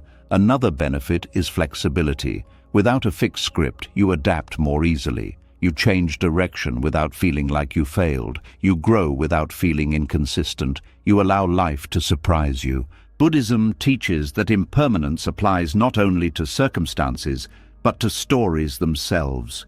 Who you are today is not who you were 10 years ago, and that is not a problem. It is life. Narrative control also fuels comparison. You compare your story to others. Who is ahead? Who is behind? Who has a better arc? This comparison breeds dissatisfaction. Buddhism dissolves this by removing the need for a narrative altogether. Without a script, there is no race. This does not mean life becomes meaningless. Meaning arises naturally when you are present. It does not need to be manufactured. Often the most meaningful moments are those you never planned or understood at the time. Letting go of narrative control also improves relationships. You stop assigning roles to others. You stop expecting them to behave according to your story. You meet them as they are now, not as characters in your life arc. This meeting creates freshness. Conversations feel alive. Conflict feels less personal. Change feels less threatening. Buddhism teaches that clinging to views is a cause of suffering. A life story is one of the strongest views you can cling to. Releasing it does not erase you. It reveals you. When you are no longer editing, you are living. This does not happen all at once. The habit of storytelling is strong. The mind will continue to narrate. Freedom comes not from stopping stories, but from not believing them so fully. And you notice the story arise. You see its tone, its agenda, and you return to experience. Over time, stories lose authority. They become background noise instead of instructions. This creates inner spaciousness. You are not constantly explaining yourself to yourself. The mind quiets, the body relaxes. There is also humility here. You accept that you do not fully know what your life means. That meaning may unfold later or not at all, and that this uncertainty is not a threat. Living without a script does not mean chaos. It means responsiveness. You respond to what is here instead of forcing it into a predetermined shape. This responsiveness feels alive. It feels honest. It feels real. You laugh when something is funny, not because it fits your story. You grieve when something hurts, not because it aligns with your identity. You act when action is needed, not because it advances a narrative. Buddhism calls this freedom, not freedom from events, but freedom from the need to control how events define you. As this understanding settles, life feels less heavy. You are no longer carrying a book that must be constantly revised. You carry only what is happening now. Moments come and go. Some are pleasant, some are painful. None need to justify themselves. And in this simplicity, something profound appears. A sense of ease that does not depend on explanation, a dignity that does not require a storyline, a freedom that comes not from having the right story, but from no longer needing one at all. Life unfolds. You move with it. Unscripted, unedited, and finally, at rest in the only place it ever happens. As the habit of controlling the story of your life softens, another impulse becomes easier to notice. Even when you stop rewriting events and releasing the need for a script, there is still a powerful urge that pulls at the heart when you see someone else struggling, an almost reflexive movement toward action, toward fixing, toward rescuing. It feels caring, it feels responsible, and yet beneath it lives tension, pressure, and a quiet erosion of dignity, both yours and theirs. There is a discomfort that arises when you witness pain, not only the pain of strangers, but especially the pain of those you love.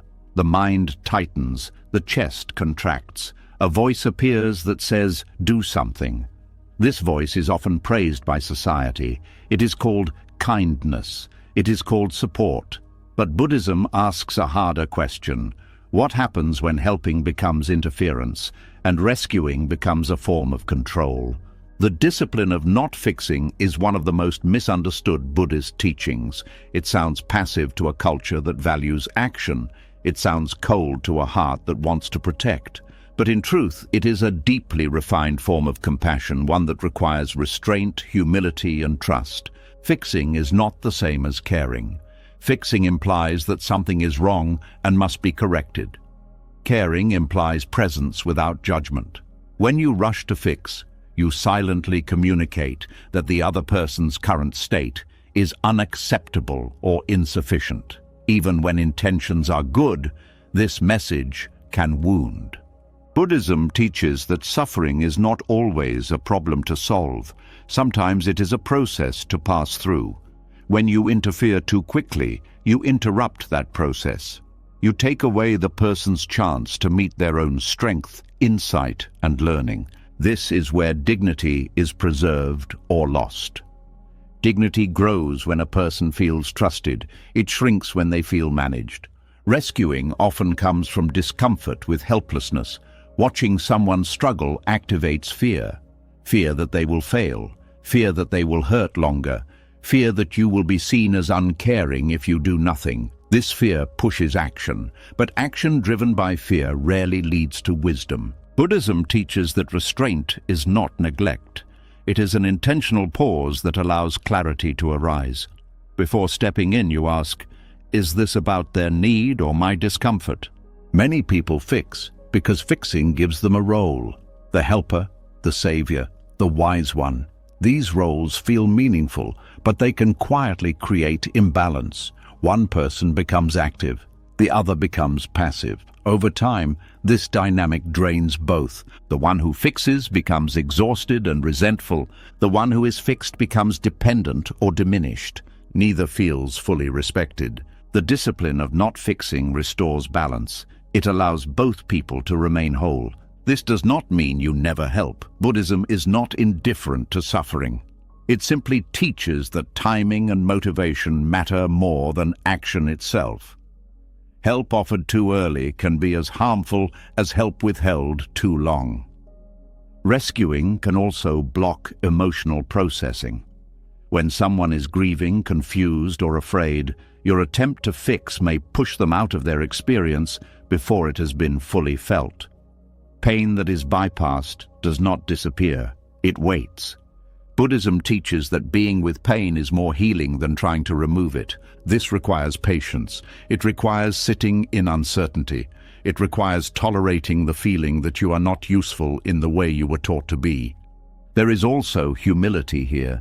You admit that you do not fully understand another person's path, that their suffering may be teaching them something you cannot see, that your solution may not be their solution. Not fixing honors autonomy. It says, I trust your process. This trust is powerful. It strengthens the other person's confidence. It invites them to listen to their own inner wisdom instead of relying on yours. The discipline of not fixing also applies in emotional conversations. Someone shares pain, and immediately the mind offers advice, perspective, solutions. Buddhism teaches deep listening instead, listening without agenda, without steering, without trying to close the discomfort. This kind of listening is rare, and it is healing. It allows the speaker to hear themselves. Often clarity arises not from advice, but from being heard fully. Fixing interrupts this. There is also a subtle form of fixing that happens through positivity. You encourage optimism too quickly. You minimize pain. You point out silver linings. While these responses may feel supportive, they can silence genuine emotion. Buddhism teaches that validation comes before transformation. Without validation, transformation becomes forced. The discipline of not fixing also protects you. When you take responsibility for others' outcomes, you carry weight that is not yours. You feel guilty when things don't improve. You blame yourself when your help doesn't work. This leads to burnout. Restraint frees you from this burden. You can care deeply without owning results. This teaching is especially important in long-term relationships. Over time, constant fixing erodes intimacy. The person being fixed feels scrutinized. The fixer feels unappreciated. Both feel misunderstood. When fixing stops, something surprising happens. The relationship breathes, conversations soften, power equalizes. Buddhism teaches that compassion must include wisdom. Wisdom knows when to act and when to step back. Not fixing is an act of wisdom. There is also courage in not fixing.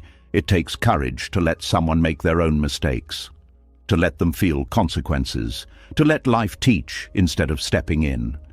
This courage is not indifference. It is faith in resilience. Rescuing often comes from the belief that pain is unbearable. Buddhism teaches that pain is part of life, but suffering is what happens when pain is resisted. When you rescue someone from every discomfort, you teach them to fear pain. When you allow them to meet it with support, you teach them strength. Not fixing also preserves your own dignity. You stop using helpfulness as proof of worth. You stop measuring your value by how needed you are. You rest in presence rather than performance. This presence communicates something powerful. I am here with you, not above you. There is also clarity here about boundaries. Not fixing does not mean allowing harm. If someone is in danger, action is necessary. Buddhism is clear about this. Compassion includes protection when needed. The discipline lies in distinguishing danger from discomfort. Discomfort is not an emergency. Growth often requires it. Not fixing also applies inwardly. You stop trying to fix your own emotions the moment they arise. You stop telling yourself to be different. You allow feelings to move. This inner non-fixing creates self-trust. When you practice this internally, it becomes easier to practice externally.